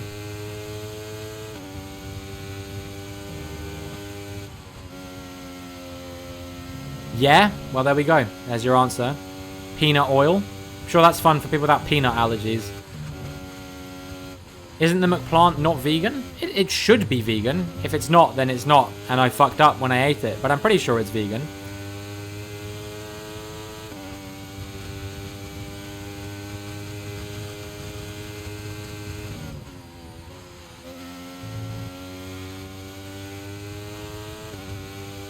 Eating the McPlant and it's way too overpriced. I don't know what you're talking about, really, because it tastes the exact same as a quarter pounder.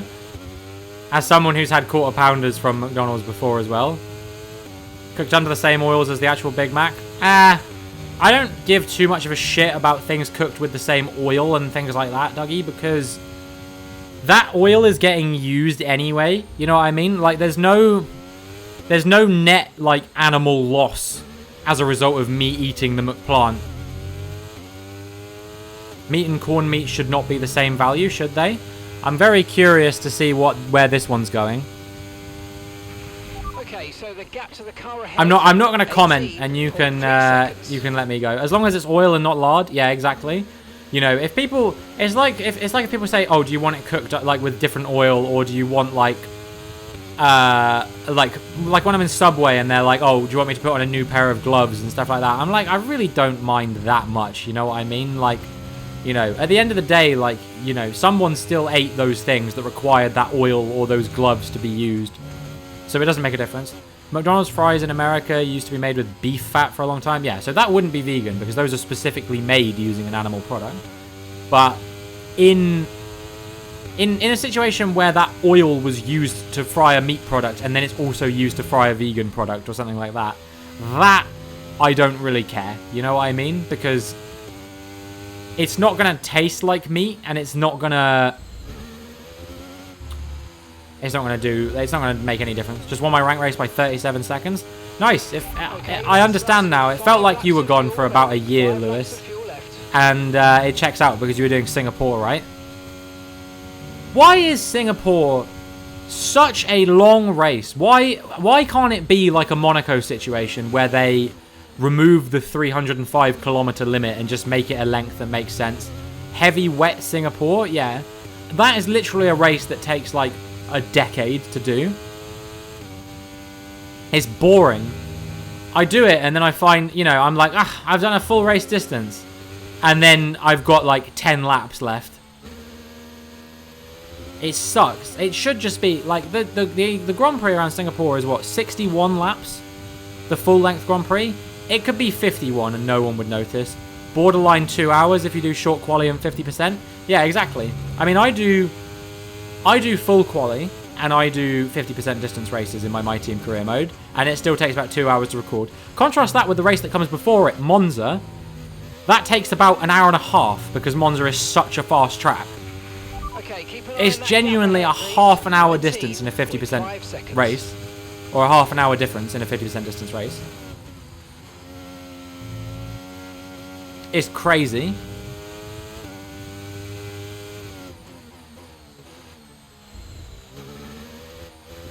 I feel like Singapore could be shorter and no one would notice, you know what I mean? Just knock 10 laps off of it. You know, do what Monaco does and take it to 250 kilometers instead of 300 or whatever it is, you know? Does this game have the 2-hour race limit programmed into it? Yes, I think, but it's kind of buggy and it very rarely gets triggered. I've only ever triggered it in F2 before with the 1 hour limit. I've never had the 2 hour limit in an F1 race before, but I believe it exists. Okay, we've got 4 laps of fuel remaining. 64 or so laps? Yeah, I mean, this is the thing. They do 305 kilometers, and then however many laps it takes to go 305 kilometers. That's how many they do, and then they finish on that lap, or maybe they do an extra lap, I forget. That's the length of an F1 race. That's why the lap count varies from race to race to race. It's however many laps it takes to do 305 kilometers. Yeah, that's what I thought.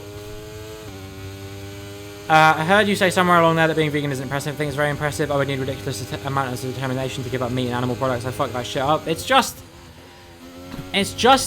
a process thing, right? Like, it's just, you know, it didn't happen overnight. I quit eating meat when I was 10. I quit eating fish when I was 16, and then I quit eating dairy and eggs, and I guess by extension honey as well, probably, although I don't really notice how much honey I was eating before that, when I was 18. So over the course of 8 years, I just slowly cut things out over a long period of time.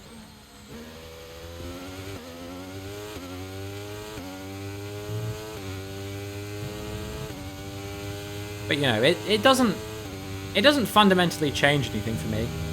The only thing it changes is that, you know, I just don't eat meat. You know, sometimes in situations where someone else might get food poisoning, I probably don't get food poisoning. Or at least it's a lot less severe, you know what I mean? Because the food poisoning you get from eating meat that's not cooked properly is way worse than any of the food poisoning you're going to get from pretty much anything else, you know what I mean? The only thing you really got to watch out for as a vegan with food poisoning is reheated rice.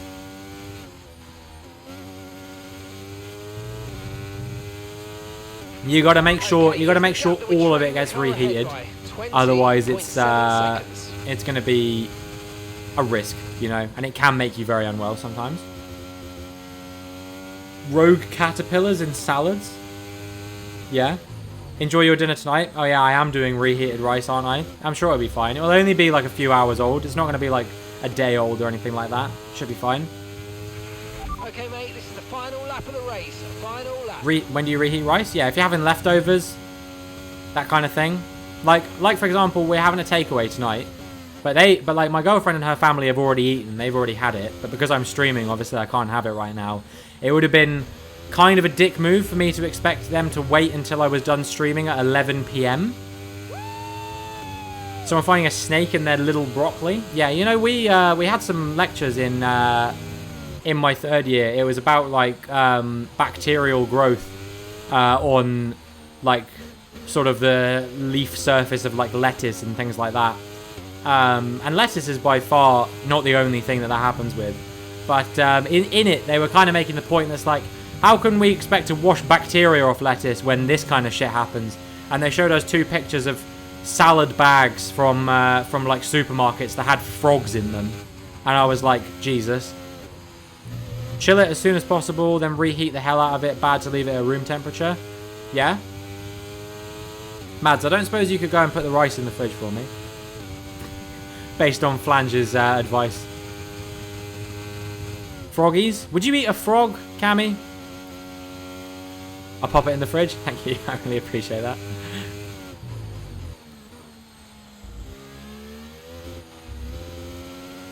No Bacillus cereus for me. Thank you very much. Looking out for me. You'd fuck a frog up? Well, it was good, clean racing today. You know, you didn't have to say it. You did, but you didn't have to. Wouldn't eat snail, though. Is this like one of those, like, France things? Like French, like, cuisine stuff?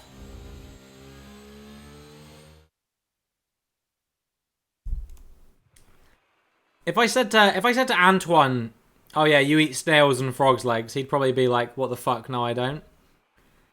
But also, Antoine's only kind of French. Snails aren't vegan. A snail, would you consider a snail to be an animal? I'll give you a hint. Whether you do or not, the answer is yes. In France, where I had frogs' legs, nothing special though. I'd be racist? You can't be racist towards French people. You can be nationalistic. But racist, no, because French isn't a race, is it? Man, it's not going well for me today, is it? I don't know why, but I just don't seem to have the pace compared to any of these fucking people. Maxime RCL? Is that the Maxime? Like the famous one? I don't think it is, right? Same concept? I guess so. But you know, people make jokes about British people not brushing their teeth and all that kind of thing. And we have to take it on the chin. Think there should be a race in France? There was, up until very recently.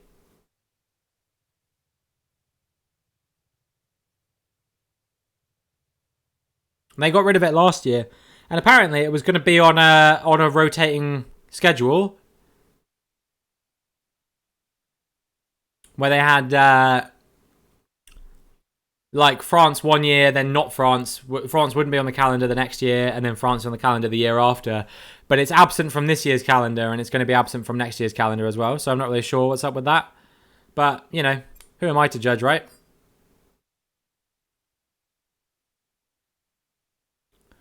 Alright, let's get another race on the go. Let's have a better one this time. Maybe we can get Portugal or Singapore or something. Actually, please not Singapore. I want to go to bed at a reasonable time tonight. Who do I recognise in here? Anyone? No.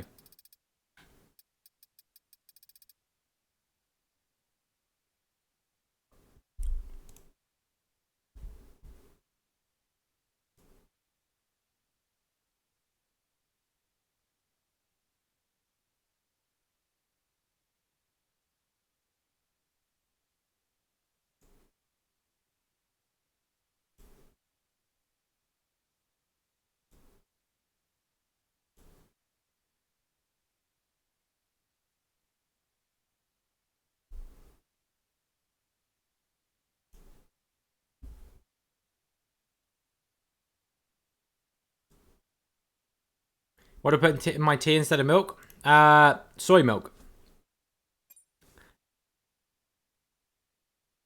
But I don't drink that. I don't really drink tea anymore, to be perfectly honest with you. I've kind of quit. Yeah, there's plenty of milk alternatives. Soy, almonds,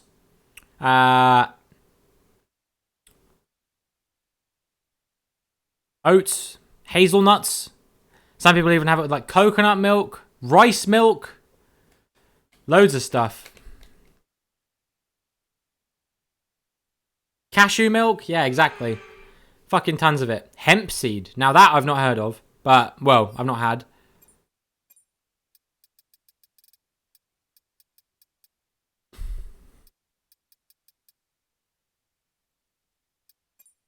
I feel like alternative milk is becoming mainstream now. I know loads of people who aren't vegan who drink like soy milk, cashew milk, not cashew milk, almond milk, oat milk. Those three are like the big ones: soy, oat, and almond. I would say. Had vegan ice cream and it's quite nice. Yeah, it pretty much tastes the exact same as regular ice cream. I would say. Hemp seed you've only seen at big Tesco stores. I've never seen it, but maybe. Make cashew milk for making sauces because it's the creamiest. It's very, very nice, isn't it? But yeah, I know loads of people. Like in my old house, I lived with what? In my second year in my old house, I was the only vegan in the house. And still, I lived with 3 people who bought soy or oat milk. And I think it's the same now, right? Like, am I right in saying, Maddie, that no one in our house buys regular milk? They all buy soy or oat or something like that, if they buy milk at all. I don't think I've ever seen anyone drinking like regular milk. Don't think the only meat eater does either. Yeah. So we live with 1 other vegan and 2 vegetarians and then someone who eats meat, and none of them drink regular milk. Oat milk is goated. Let's go, Dougie. A meter, if you will. Not sure I feel that. I'm not trying to expose our flatmates' names. No, I think that's justified, to be fair. They'll expose it themselves when they no doubt say something directly outside of my door at some point when we're back home. Never buy dairy chocolate milk again. Let's go. Absolutely goated again. Gonna shower in soy milk back in a minute. No problem, Lewis. A nut milk's bad for the environment. Well, it depends on what your definition of bad for the environment is. If you mean that they have a net impact on the carbon output into the environment, then yes, of course they do, because everything does. But I'll tell you what is even worse for the environment than any kind of nut milk, any kind of alternative milk. Fucking milk. Raising a cow, holy shit, how bad for the environment is that? So bad. Methane production, boy.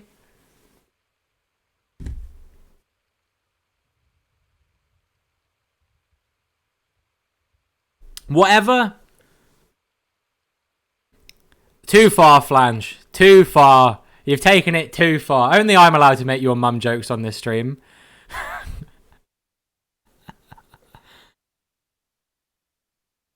But yeah. Cows taste good though. Yeah, but they're still bad for the environment. You know what I mean? So it's a bit pot calling the kettle black, isn't it? If someone says what I'm doing is bad for the environment, when objectively it has less impact on the environment than what they're doing. You know what I mean? Just popping in to say hi. Just started watching Quality. Thanks for being a great steward earlier. Yeah, I hope I was fairly unbiased. Obviously, it's quite easy when I wasn't caught up in any of the incidents and none of them really affected me. Apart from the Dougie one, if he'd got a penalty, I would have obviously inherited the win. But it was very clear to me immediately that it wasn't Dougie's fault. It didn't look like it was either of their faults, to be honest.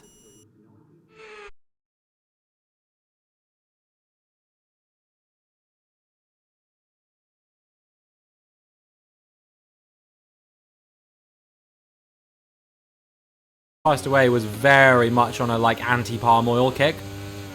Like she... Please tell me that wasn't my front wing. Thank God for that, dude. Warning collision? Did you see what he did? Were you looking? Do you have eyes? Yeah, my mum was very anti-palm oil towards the end of her life. She refused to basically buy anything with palm oil in. unless it was like sustainable palm oil, which I think a lot of companies now, like I shop at Sainsbury's primarily, and Sainsbury's are like very keen on like sustainable palm oil and that kind of thing. This is a chaotic race, dude. I'm surprised I haven't got damage or anything.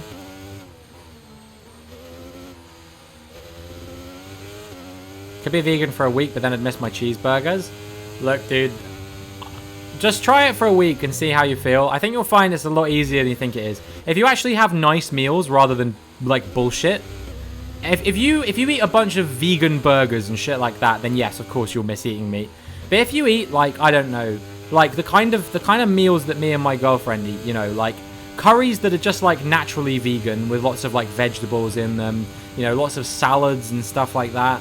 And other kinds of, you know, dishes with grains and veggies and beans and nuts and things like that, you will find that being vegan is actually fucking incredible.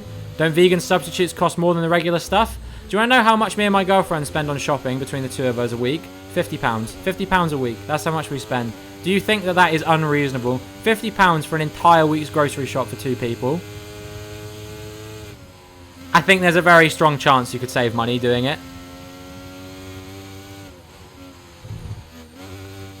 You can give up cheese for a month and then try vegan cheese. It might taste better. Just got to forget what it tastes like. Yeah, cheese is a hard one.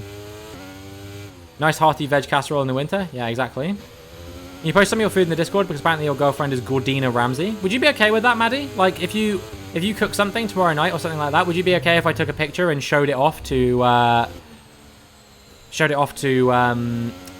like the Discord, so they can see what they don't have?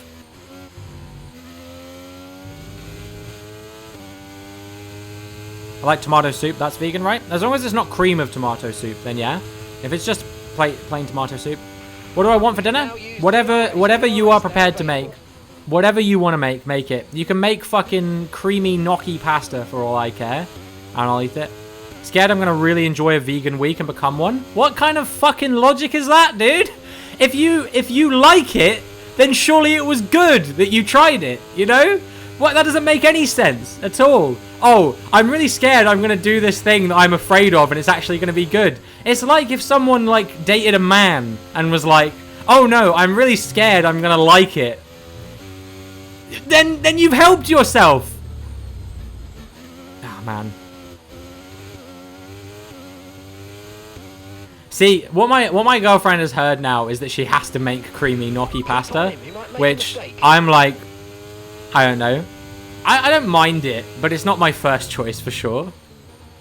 What do you think your signature meal is? You don't really know? What? Okay. We're at home. At my home. My parents' home. In Cornwall. We're staying with them for a bit. And they've said, cook something that you think we're going to like. What are you making? What are you making for my dad and his wife? That's your signature meal. You're dropping a second a lap to the car behind. How can you make creamy pasta without cream? With cream alternatives. Vegan cream, you know, oat cream, soy cream, cashew cream. Lots of cream alternatives as well.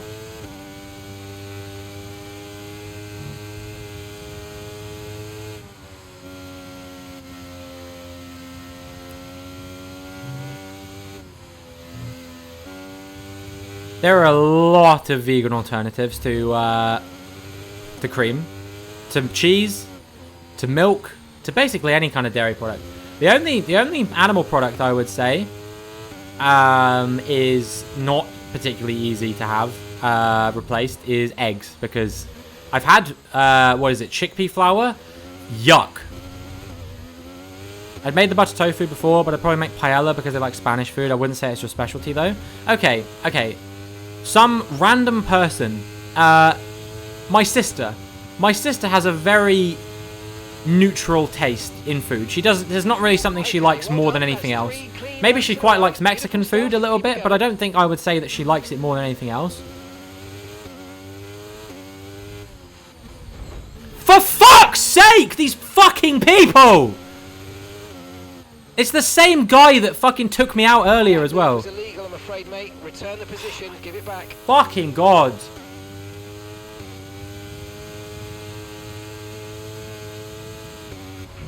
Okay, listen, don't worry about it, mate. It can happen to the best of us. Now look, I've put a new strategy option for you in the MFD, so go and have a look. Confirmed. Every goddamn time this happens. Every time.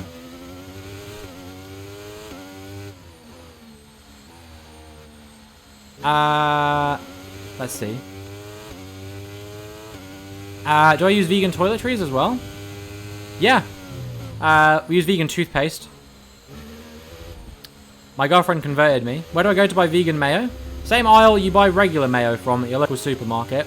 And even lots of convenience stores are stocking vegan mayo these days as well. Should be pretty easy to get.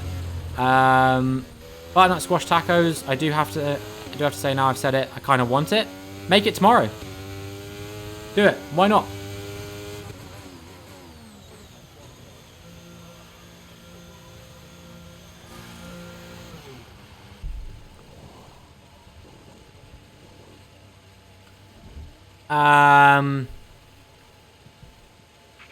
Okay, Not much vegan stuff in my local supermarkets apart from M&S. If it's a supermarket, it'll have at least a section in one aisle that has like only vegan stuff basically. I promise. Pit strategy complete.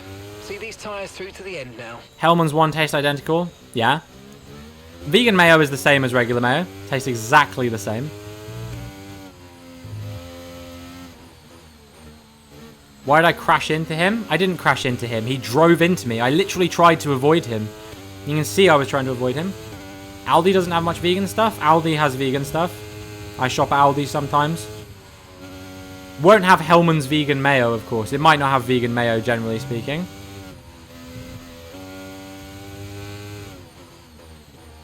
I wasn't quite sure what blodge meant, but I had an idea, Scrum. I had an idea. I just didn't want to humor this too much, you know what I mean? But Aldi does have vegan stuff. But yeah, I wouldn't say that the solution to going vegan is to buy like loads of vegan pizzas and loads of like vegan like ready meal alternatives and stuff like that. The best way to be vegan is to cook vegan, I would say. It's very nice. Gap to the car ahead is 5.9 seconds. Let's see what else you were saying.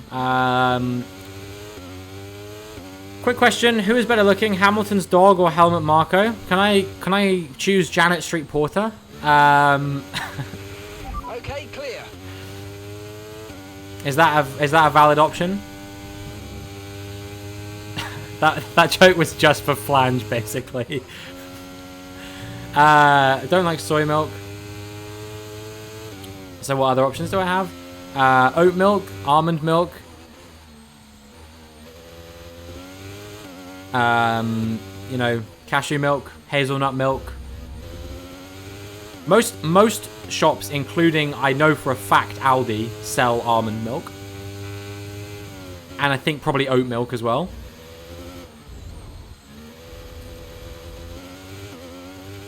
If I didn't put parmesan on my pasta? Yeah. Do you know that parmesan isn't even vegetarian actually? It was tuna pasta. Yeah, dude. You're gonna struggle, I think. But once you get there eventually.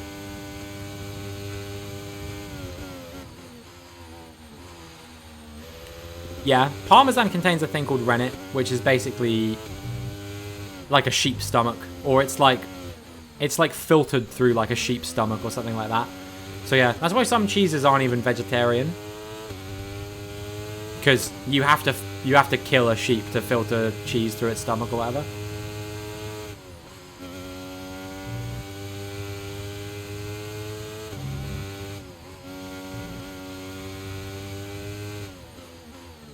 I don't know who that is. I'm sorry, Flange, that one's lost on me. Sandwich filling is the only option you have is peanut butter? Get some veggies, dude. You know, my girlfriend makes this sandwich sometimes, which is the fucking bomb. Which is avocado, olives, or olive tapenade, sun-dried tomatoes, maybe a few like lettuce leaves, something like that. and then some like walnuts or something like that. I think that's how she does it. Fucking baller. Baller meal. Okay, well done. That's 3 clean laps in a row. Beautiful stuff. You know, Keep it going. your only option is not peanut butter. Your only option is peanut butter if you limit yourself to peanut butter. Avocado is, you're assuming, a vegan cheat code. Avocado is just a tasty vegetable or fruit or whatever it is. I think it's a fruit, actually. It just tastes nice, you know? I don't really think in terms of vegan and not vegan. I think in terms of tasty and not tasty. You know what I mean? Guacamole sandwiches sounds weird, but it's good. Yeah, exactly. You don't even have to limit yourself to having sandwiches, dude. You can have anything. The cheese vegetarian, if it has cheese mites on it, I'm going to default to Maddie on this one. Because I don't even really know what cheese mites are.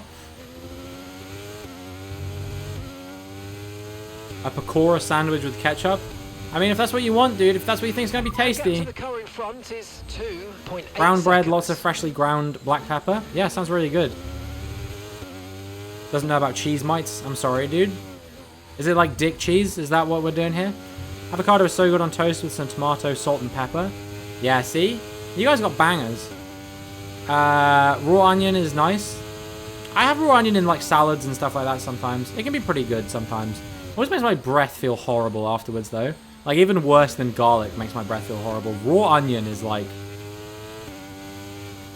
You know that phrase that's like, an apple a day keeps the doctor away, an onion a day keeps fucking everybody away. Oh my god, I almost went into the wall. You got what I was trying to say there. Could replace cheese with vegan cheese? Yeah, just be careful doing that because vegan cheese is fucking disgusting compared to cheese when you first switch. Like, you will not like it. This is my promise to you. If you eat vegan cheese instead of regular cheese, you won't like it. It's an acquired taste that you acquire having not eaten cheese for a very long time.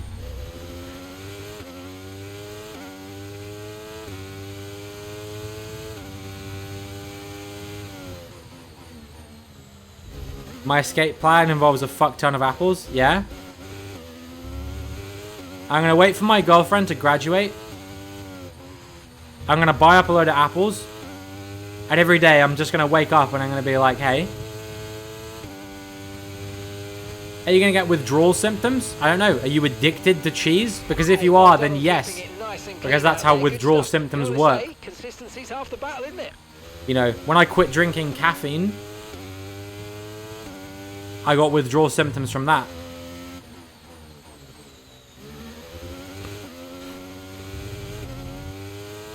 Addicted to cheese? Well, that's just crude, Flange.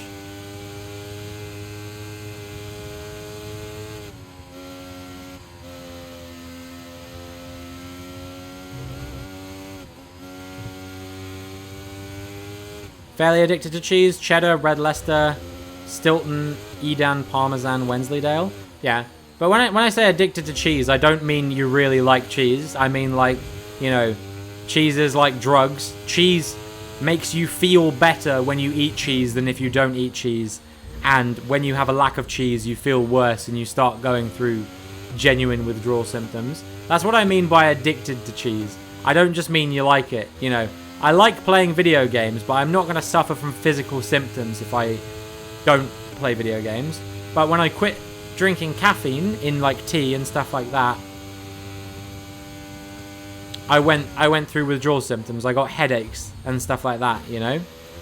That's a physical symptom that manifested as a result of me quitting something that I was addicted to. You know what I mean?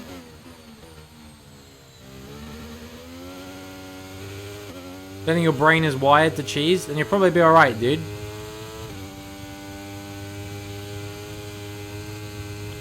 Cheese contain chemicals similar to morphine, which is why it's so addictive. Checks out, to be fair.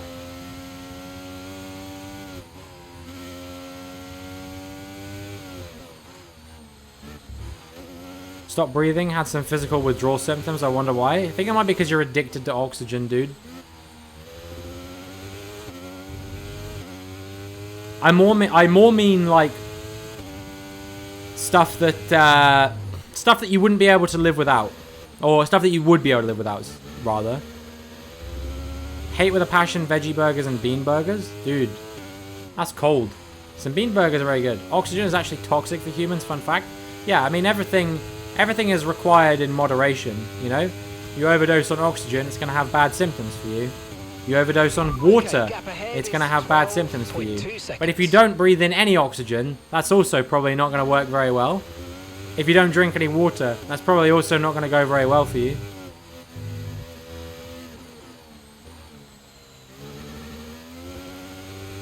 You know what I mean? It's all about moderation. Pretty much everything your body needs is toxic in high concentrations. Any vitamin, you'll get physical symptoms manifest if you consume too much of that particular thing. Protein, carbohydrates, the lot, all of it will have some kind of physical manifestation. Bananas are radioactive. Almonds and apples contain cyanide. What else? There's a fish that if you eat it, it can sometimes just fucking kill you, and still people risk their chances with that. You know what I mean?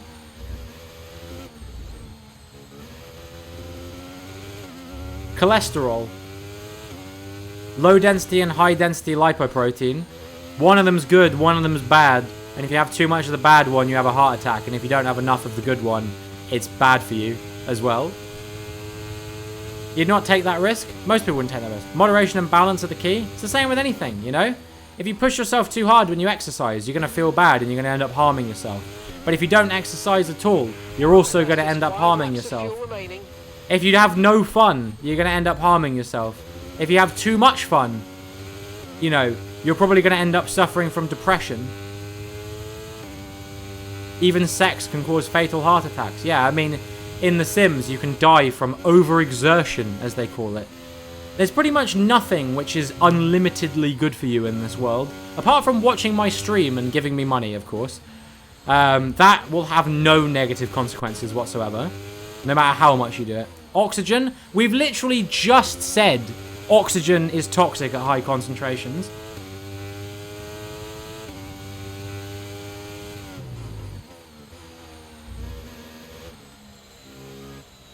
Your brain can't figure out fun? What do you mean it can't figure out fun, just out of curiosity? If you've ever enjoyed doing something, you enjoy having fun, but like, water, again, toxic at high concentrations. I'm sure we're just going around in circles. Said if you have too little fun, it's bad for you, so how's watching your stream infinitely good? You're a twat, Lewis. Someone died drinking too much water running a marathon? Yeah, it happens. It happens, you know. If you walk around too much, you'll pass out from exhaustion. But I also know a guy who played League of Legends for 24 hours straight without taking any break, apart from no break at all. He didn't stand up in his chair for 24 hours and he had a heart attack and died. So, shaving your head. What do you mean? No amount of shaving your head is ever going to be too much? What happens if you shave your scalp? Then it's too much. A friend of yours had a false heart attack a few days ago. What is a false heart attack? I'm not actually familiar with what that is. But yeah, to a certain extent, shaving your head is going to be bad for you. You could shave your head clean off. That sounds bad.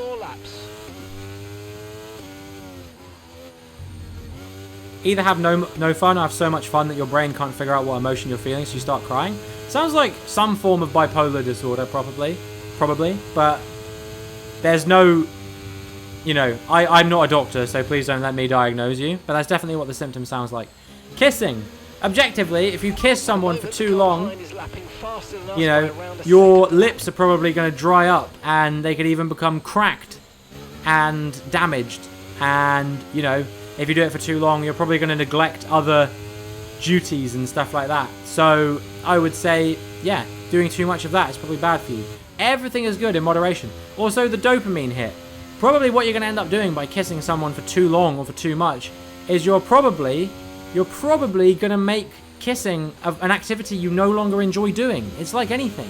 If you do it all the fucking time, your brain will never be an infinite font of serotonin, you know? Like, I'm sure you guys have had games that you've played so much that you stop enjoying them after a while. You know, you invest like 10 hours a day every day and you're like, man, I'll never get bored of this game. And then eventually you do, because your brain is not like hardwired to just enjoy things permanently. The dopamine and serotonin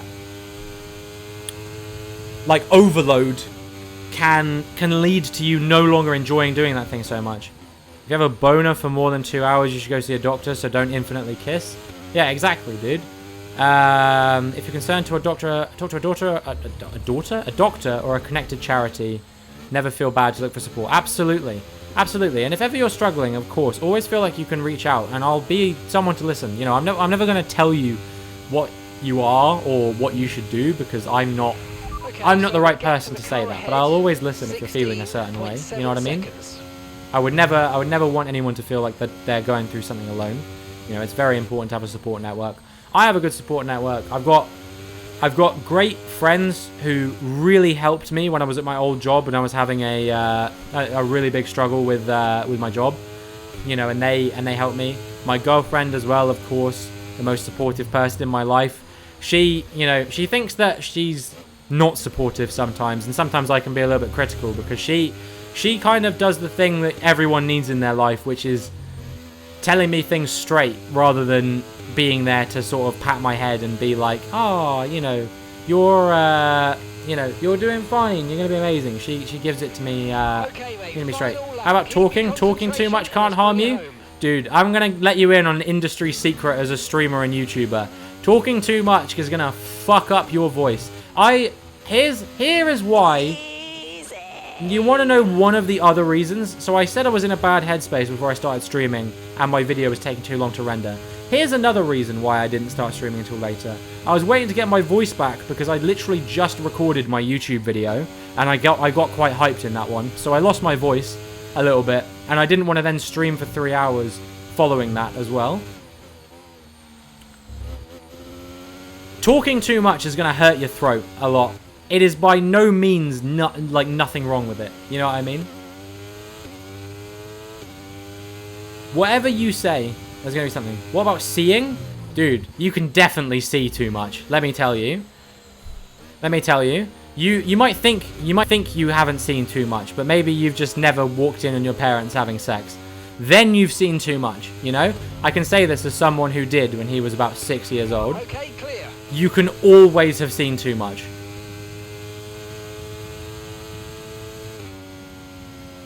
It's not an exact science. That's why you have to try to be patient. Imagine it's like a journey. Each person you speak to is like stopping for fuel somewhere. Eventually, you'll reach your destination. I've talked to multiple doctors. They just send me to some other person who does nothing. I've been told I might have 6 different things, but I've never been diagnosed. The racing was clean. Healthcare system, when it comes to mental health, is shocking. It sucks. You have to be such an advocate for yourself to get any help. Yeah, I don't know what it's like in Denmark, Cammy, but in England, certainly, you kind of have to know what to say. My parents lock their door every time. Sad face? What? I feel like more people need to be outraged at what Scrumbula just said. The sad face makes that message terrible. You've definitely walked in. Then you've seen too much. Some doctors are great. Some don't care about you. Yeah, I mean, our healthcare system in this country is incredibly overcrowded. So it's hard for doctors to put a lot of time and effort and care into people who feasibly they know they're not going to be able to help. And that applies to people with mental health issues a lot. How do you not make it awkward when buying male balloons? Do you mean condoms? Self-service, or order them through discreet delivery online. There's a number of ways you can do it, and nobody has to fucking know.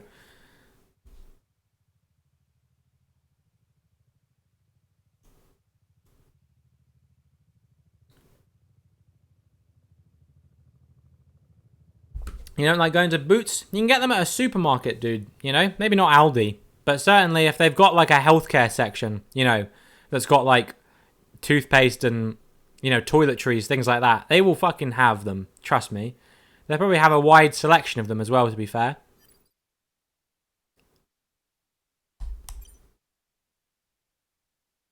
There's definitely ways to get them that doesn't Aldi condoms sound dangerous. You're a teenage boy and you're acting like I've not seen too much. I'm acting like you have seen too much. Yeah, for sure you've seen too much. You're on TikTok. You've definitely seen too much, you know?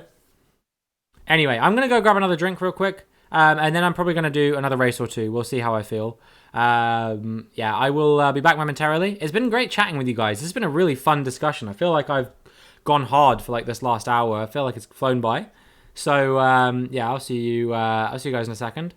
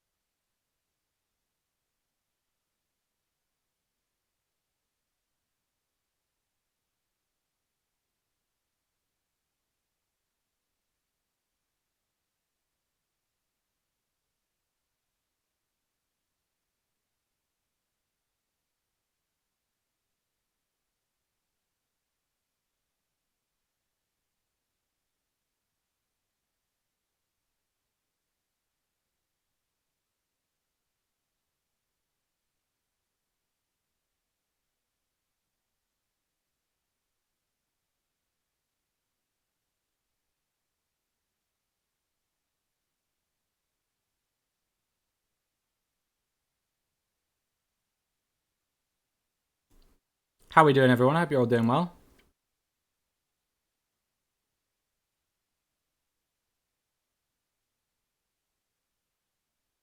Keep up with what's going on in the chat real quick while we queue for another one.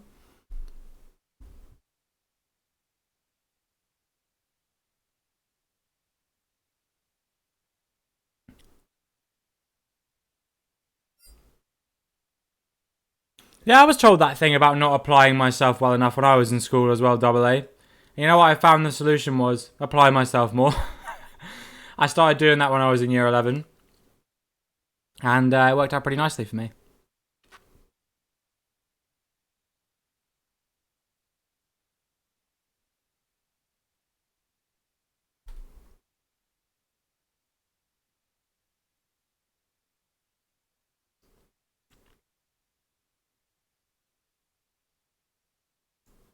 Why are we posting clips of me getting angry at the game? Yeah. Not sure how I feel about that. I think you probably heard that.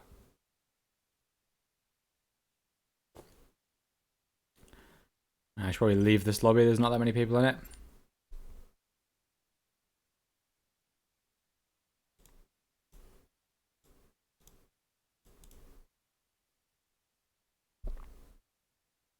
I don't know. You guys do this every time, and I just...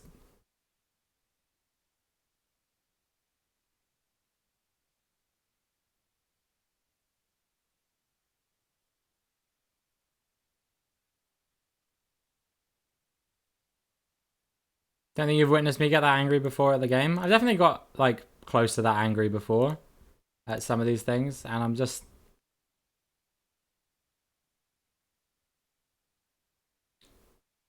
Don't know. Doesn't matter anyway. Let's try and find another race.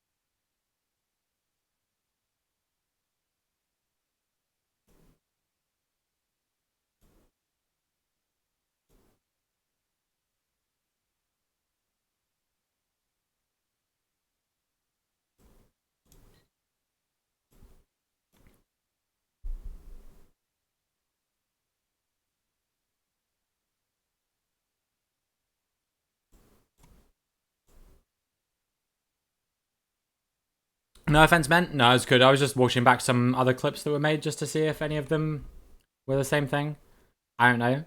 I hope you guys don't think this is censorship, but I do tend to delete those kinds of clips just because that's not the brand I want to build for myself. And every time I do that kind of thing, I get very embarrassed.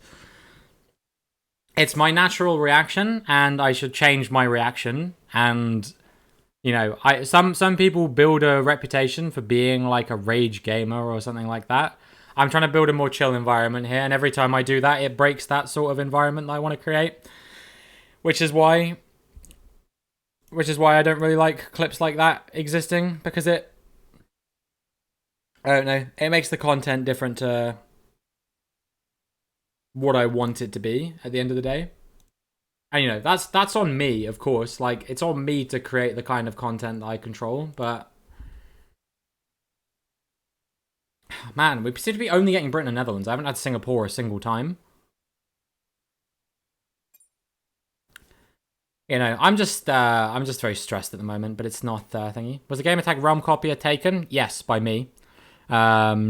On another account that was not over 18 at the time that I made it, and so I lied on my other account and was like, okay, we'll make Realmy copier and we'll just pretend he's 18. Yeah, that's why. It's nothing more exciting than that.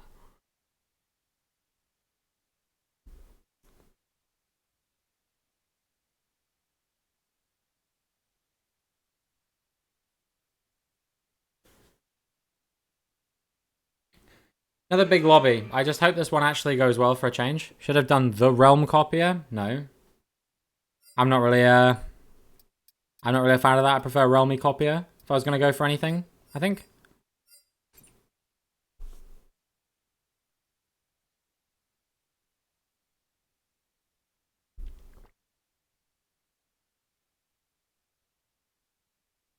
Ah, Nala's here. Hey, Nala. Hey. It's still me. Realm Copier is such a badass name. You think so? Just, it just was something that I kind of came up with randomly. I don't know. She's a bit camera shy. Scrum's gonna hate you. Wait, what have you done that would make Scrum hate you?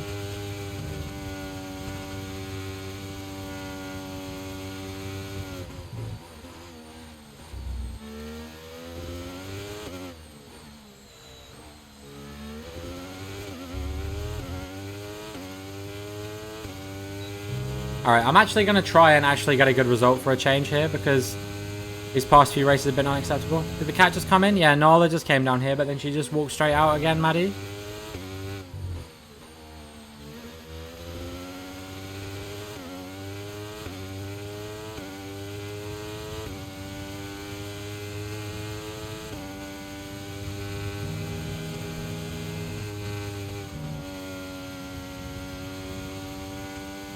Only meat products in my house are in the cat food pouches. Like I said, they're not my cats. Chat moment earlier, kind of screenshotted it and posted it in the DC. Don't know if it's allowed on there, not sure on the T's and C's of Discord too much. I think I'll be fine, and I think Scrumbular won't care either. I think Scrumbular will also find it funny, to be honest with you. This has been a horrible lap once again. I just can't seem to get it hooked up for some reason today. It's like I blew all of my my F1 skill on that league race earlier today. I was like, right, no more skill coming out from me today.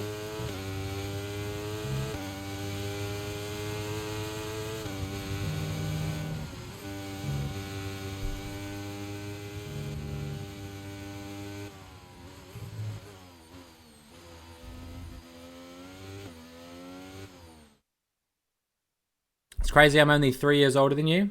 Why is that crazy? How's it going, Biowolf? Hope you're doing well. How was the rest of your stream yesterday, dude?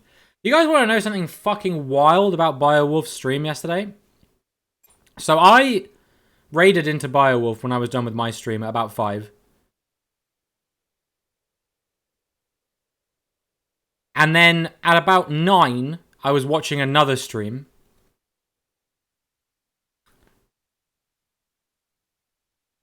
And she was done around the same time that Biowolf was done.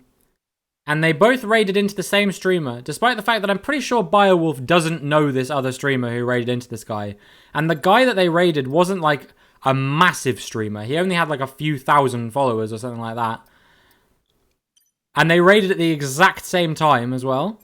It was such a weird coincidence.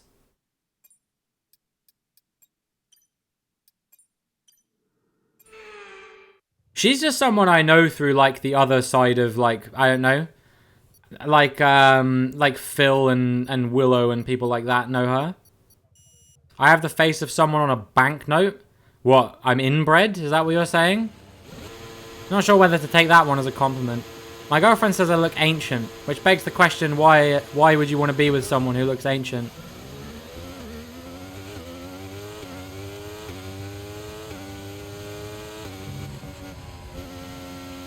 Got a Nikola Tesla vibe.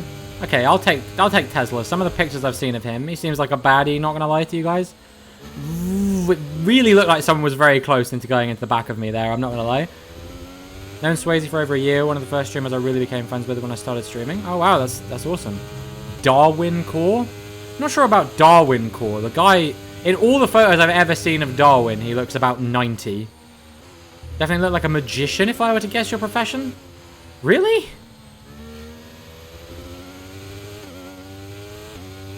Nikola Tesla was kind of a baddie? Is that not something other people say? Look, it's my stream. I can be attracted to whoever I want. Right? He's on a banknote, right? Or would you rather be Jane Austen? Is Nikola Tesla on a bank... Oh, you mean Darwin? Who else is on a banknote? Churchill? I definitely don't want to be Churchill, to be fair. I guess Darwin might be the best option of those who are on banknotes. That start was okay. Now stay alert for threats around you. Charles? Yeah, I definitely don't want to... That's what I meant by the whole inbred thing.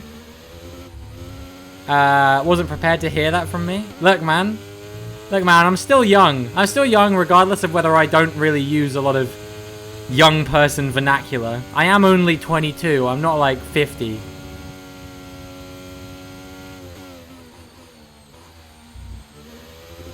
Tesla would definitely have some static encounters with the ladies. That's cool. I wish you were a magician. It's so cool. Yeah, my sleight of hand is not very good though, so I don't think I would be a very good musician. Yeah, I don't think I'd be a very good musician if I was a musician either. I'm only 2 years older than you? Yeah. I don't know, dude. I know Lou Erin, who sometimes comes in here. Me and her are the same age. We were both born in 2001.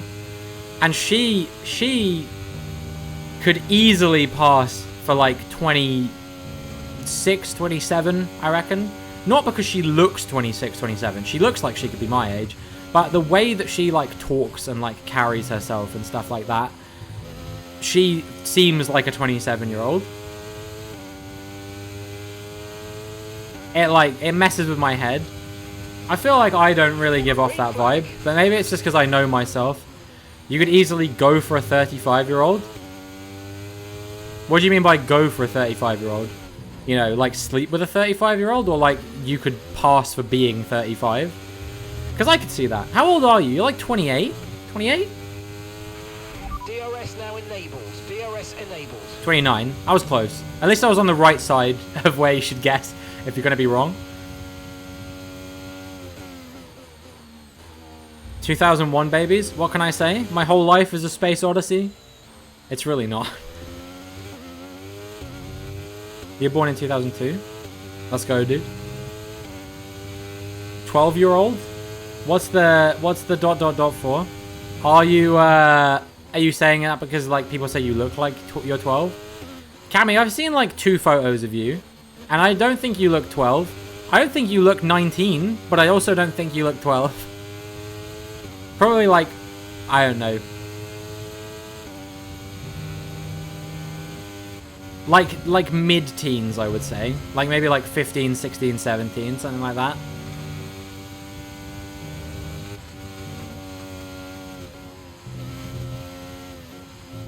I think it's the height.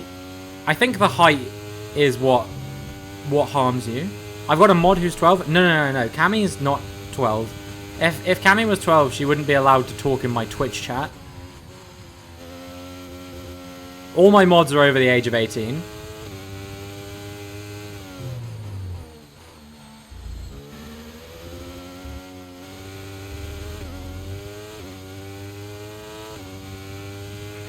Okay, well done. That's 3 clean laps in a row. Beautiful stuff. Keep it going. Is that true with the talking thing? What talking thing? What? What did I say?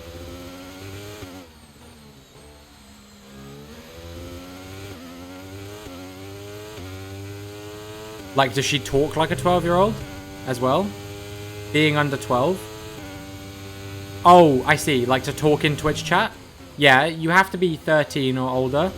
And if you admit to being under, like, the age of 13, then I have license to ban you and report you to Twitch. Because otherwise I can get in trouble. Because people aren't allowed to use this platform under the age of 13. It's literally in the TOS, Terms of Service. True, most people just lie though, had Facebook at 9. Yeah, but if people don't lie, if people are dumb enough to actually say I'm 11 in Twitch chat or something like that, usually first we do this like thing that's like, yeah, by 11 do you mean 11 days from your 14th birthday? And if people still do that, then if people say no, I'm 11. How does that work for people who are legitimately physically old enough but have a lower mental age? Well, I mean, you can't really discriminate against someone like that. But also, people who have, like, a mental age that, like, you know, is stuck at, like, a certain age. For example, I know someone like this, and for their own privacy, I'm not going to divulge any information about them whatsoever. But I do know someone who is, like, a man, you know, in his adulthood, who has a mental age, I think, of about 8 or 9, from what I've been told. And he can't really do anything outside of the care of other people for that reason.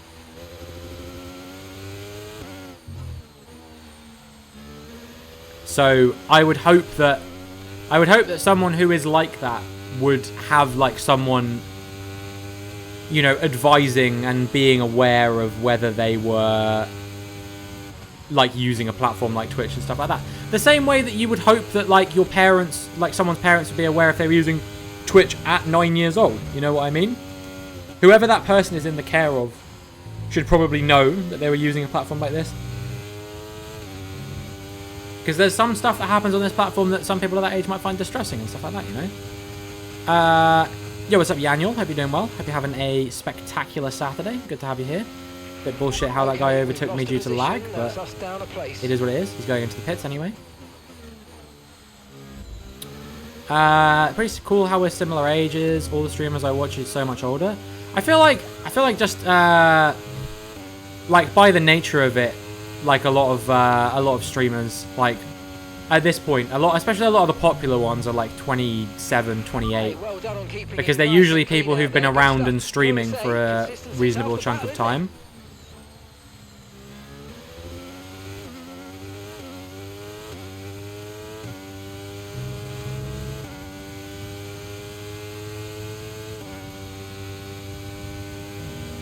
Used to know someone through a friend who was early 40s physically, but mentally stuck around 12/13. Some elements of freedom for watching content, but with parental controls. Yeah, I think that's probably the best way to do it, right? I mean, it's hard for me to say. I'm not a parent, but that seems like the most reasonable way of doing something like that, right? Hard to say.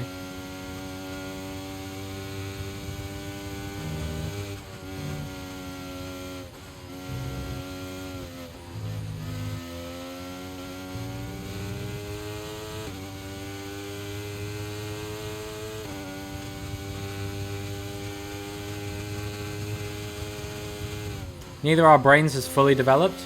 I mean, that checks out. You definitely type like someone whose brain's hasn't fully developed yet. Sorry. I couldn't. I had to laugh partway through that sentence, or it would have seemed really, really harsh.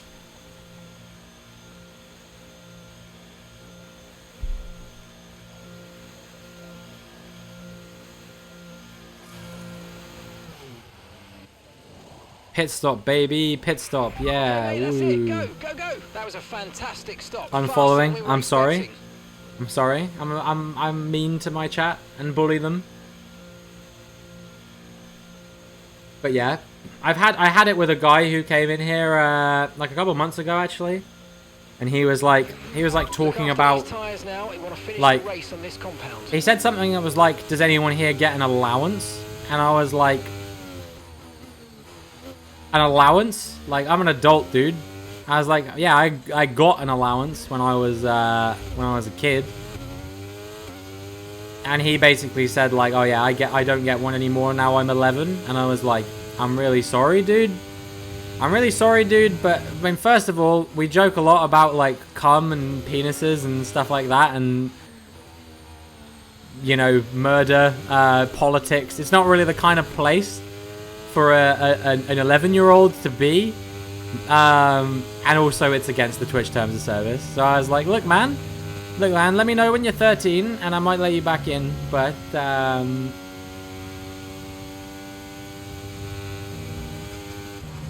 give me being crude as cum vegan. Yeah, I mean, probably right. Because part of the vegan sort of ethos is if something is provided in a consensual manner, it would be vegan. So things like cannibalism and breast milk are also considered vegan, right? As long as the person who's being cannibalized is giving that part of them willingly. But no, I don't engage in cannibalism Okay, before you you're in even the top dream 10. of asking me that question. But I could. Because it would still be vegan.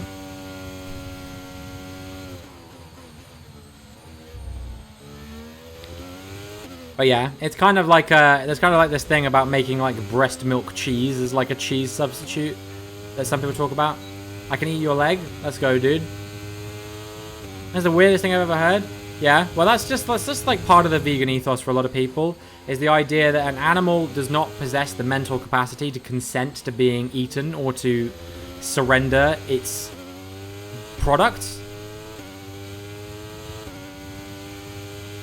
So I can't take it off them without me. That right there just turned you off veganism. I hope you know, AA. I don't drink breast milk. I don't eat anything made with breast milk. I don't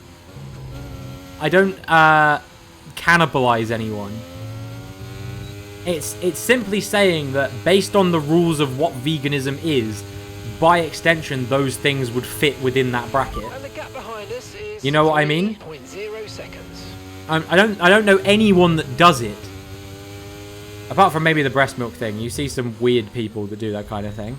Saw a mum making breast milk butter for her kids on Instagram today. Yeah, that's a tad strange to me, man. But, you know, not a new one, is it?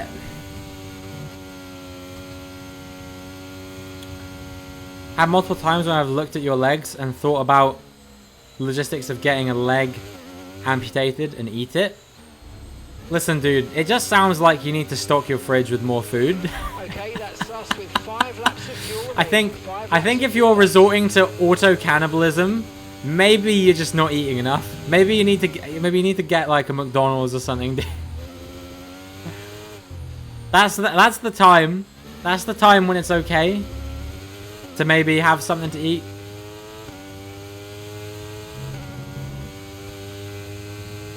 Hearing me say that one out loud is weird? No, I wasn't saying it wasn't weird. I think people that do that kind of thing are a bit strange, but, you know, it works for them. Works for them. Not harming anyone. If you eat a leg, it should grow back. I wish life worked like that.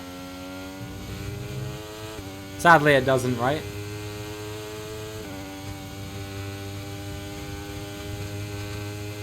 Like a newt tail? Yeah, exactly. I mean, humans possess some kind of regenerative, like, capability, right? Like, if you, like, have a cut, eventually your hand is going to heal the cut.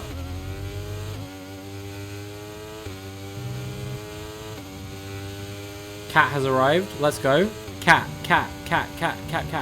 You can grow bones, right? Not really. Not really. But if you have, like, a fracture in your bones, they usually can, like, repair themselves. But if it's a particularly bad break, you kind of need surgery on that, or it's going to repair itself in a way that's going to be bad for you, or painful for you. Was that Harry Potter? Possibly, yeah. Skin yourself, eat it, and then it would grow back, maybe? Would you want to put that to the test? And also, what would you do with the blood after you've skinned yourself?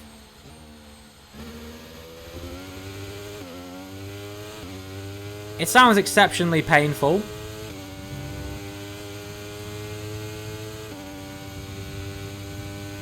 You'd look so creepy. Oh my god. Can we stop talking about something? It's dark outside and I'm the only one here. My bone grows sometimes. What does flange mean? What do you fucking think he means, man?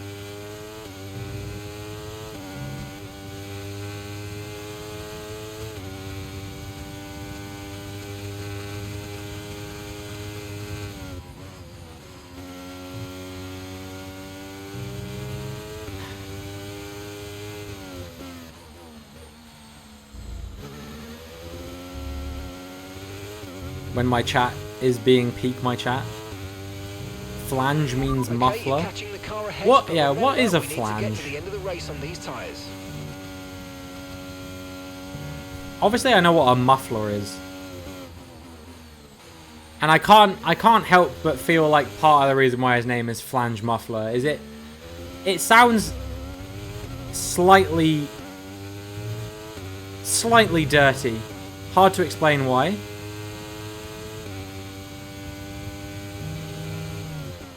Projecting flat rim, collar, or rib on an object, serving for strengthening or attachment on a wheel, or on a wheel for maintaining position on a rail. I kind of see. I think I get what you mean. I think I get it. I'm driving terribly now.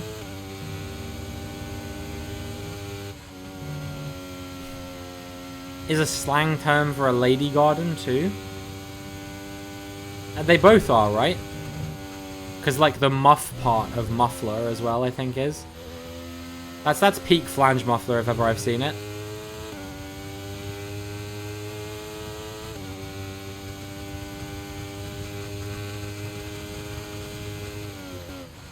Alright guys, it's time for you to hold each other up so I can get DRS and not get overtaken by this guy behind me.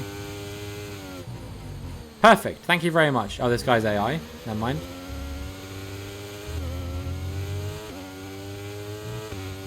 Just fun to say. Oh boy, no DRS for me. Much like spelunking. Yo, spelunking is kind of cool. It kind of sounds like spunk, but it's not. You know what I mean? Okay, good work. Great pass. Like, there's actually nothing wrong with the word spelunking if you think about it.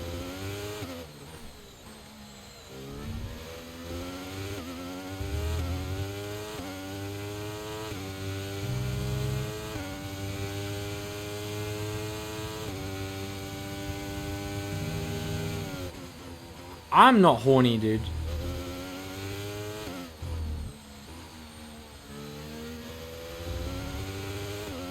I'm sure you want to know what Lady Garden means. Oh my god. You being Danish has provided some top tier moments into my stream, Cammy, and this might just be one of them. We've only got 2 laps of fuel left.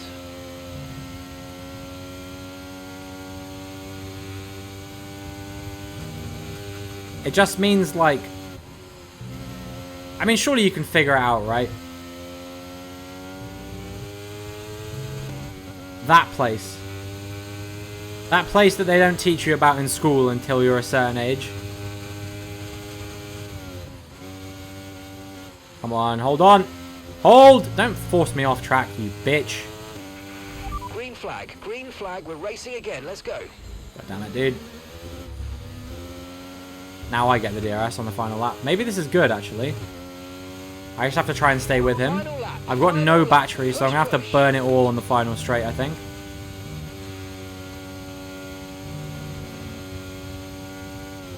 Let's see what we can do.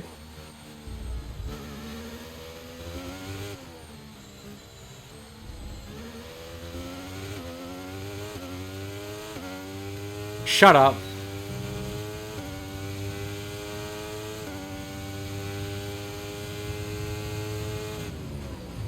Damn it, dude. He braked way too early. I wasn't expecting it. Now I'm going to come under pressure from the cars behind. Why are you here? I don't know, Cammy. I don't really know how you got here, to be honest. I think I just sent you a clip from one of my streams once, and you were like, that seems like a nice place to hang out. I'm not sure what led you to that conclusion, but I'm grateful for it, because you are, I don't know, one of the people in my chat who, on very few occasions, drives me insane. Try to stay with them. They might make a mistake. Yeah, exactly. Exactly. The hard D thing was what drew you to me in the first place. You are here because of my hard D shenanigans.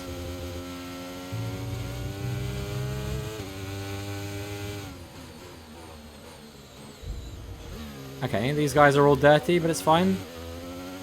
I'm just here for the vibes anyway.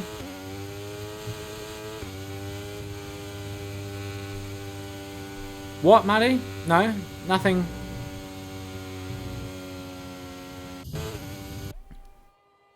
Hard D boys from the WWE days? Yeah, exactly, dude.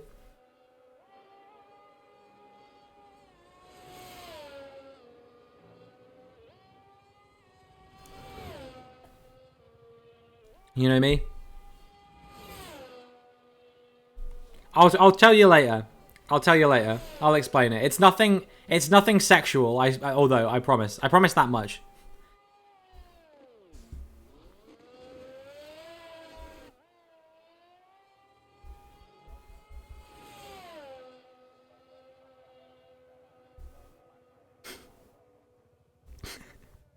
I just saw Scrum's message. I don't know if it ever got turned into a clip. I know it got turned into a quote. Didn't hit the target today, so there's definitely room. Is it quote 4? There, I think. You did bring it home cleanly, so I'll take that. Oh, the cooldown. Come on. There we go.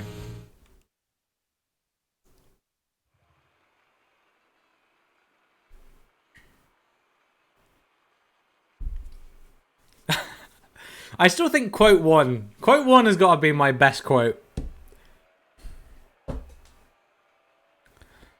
Think I know what my favourite film genre is? It's thriller. I love thrillers. I love Christopher Nolan movies. I love something gritty, you know? Something you really sink your teeth into.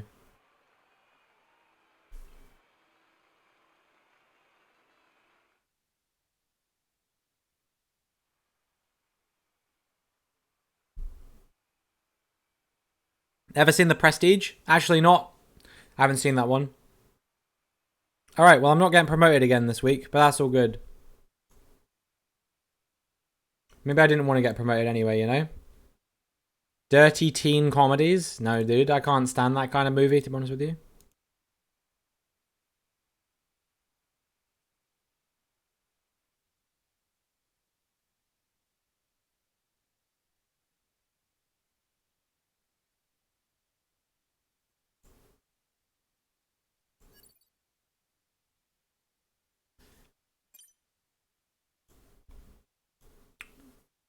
Well, this was an eventful stream, wasn't it? I'm gonna be done now. I know I haven't been streaming all too long, but I haven't eaten yet tonight, and I kind of want to eat before I go to bed. So I think I'm gonna call it here. I'll be streaming for my usual length of time from 7 p.m. Tomorrow night, and then next week I think I'm gonna stream at 1 every day because there's no Grand Prix on. I hope you guys enjoyed yourselves tonight. If anyone is new here and not following, then please do consider dropping me a follow. We're at 1,120 followers, so 80 away from the big 1,200, which would be awesome to reach at some point soon. We've been growing like mad recently, which is awesome. I know exactly who I'm going to raid. He's doing some open lobbies, so you guys can go and get involved in the open lobby racing if you guys have this game. If you don't have this game, then obviously you can't go and do that. But if you do have this game, then please do consider going and doing that. As for other stuff, I got a new YouTube video out right now. You can see that it's posted there. Do go check that out. I have... I've been putting videos out daily on my YouTube channel. I think that's probably going to get bumped down to maybe 3 or 4 times a week now. But still pretty consistent output, I would say. Just, it's putting a lot of pressure on me streaming every single day and making videos every day. Basically means I have no time to do anything else. And my girlfriend made the excellent point that if she didn't cook dinner for the both of us, I would not actually have time to make my life sustainable. So that kind of made me realize that maybe I need to have a little bit of downtime. Other than that, we have a Discord server, which you can join as well. If you guys want to talk to me outside of the stream, I would love to have you in there. You know, we were pretty active in there. Flange just posted a hilarious picture of something that happened in chat earlier. I also have a TikTok page, which you can follow. I usually post on there at least once or twice a day, so do go check that out. Clips and stuff go up on there. I'm not going to plug my Twitter. I've not been plugging it recently because honestly I'm thinking about moving away from Twitter more and more at the moment. But as for that, that is going to be it from me for today. I hope you guys have a great rest of your day, and please enjoy Fun Oreo's stream.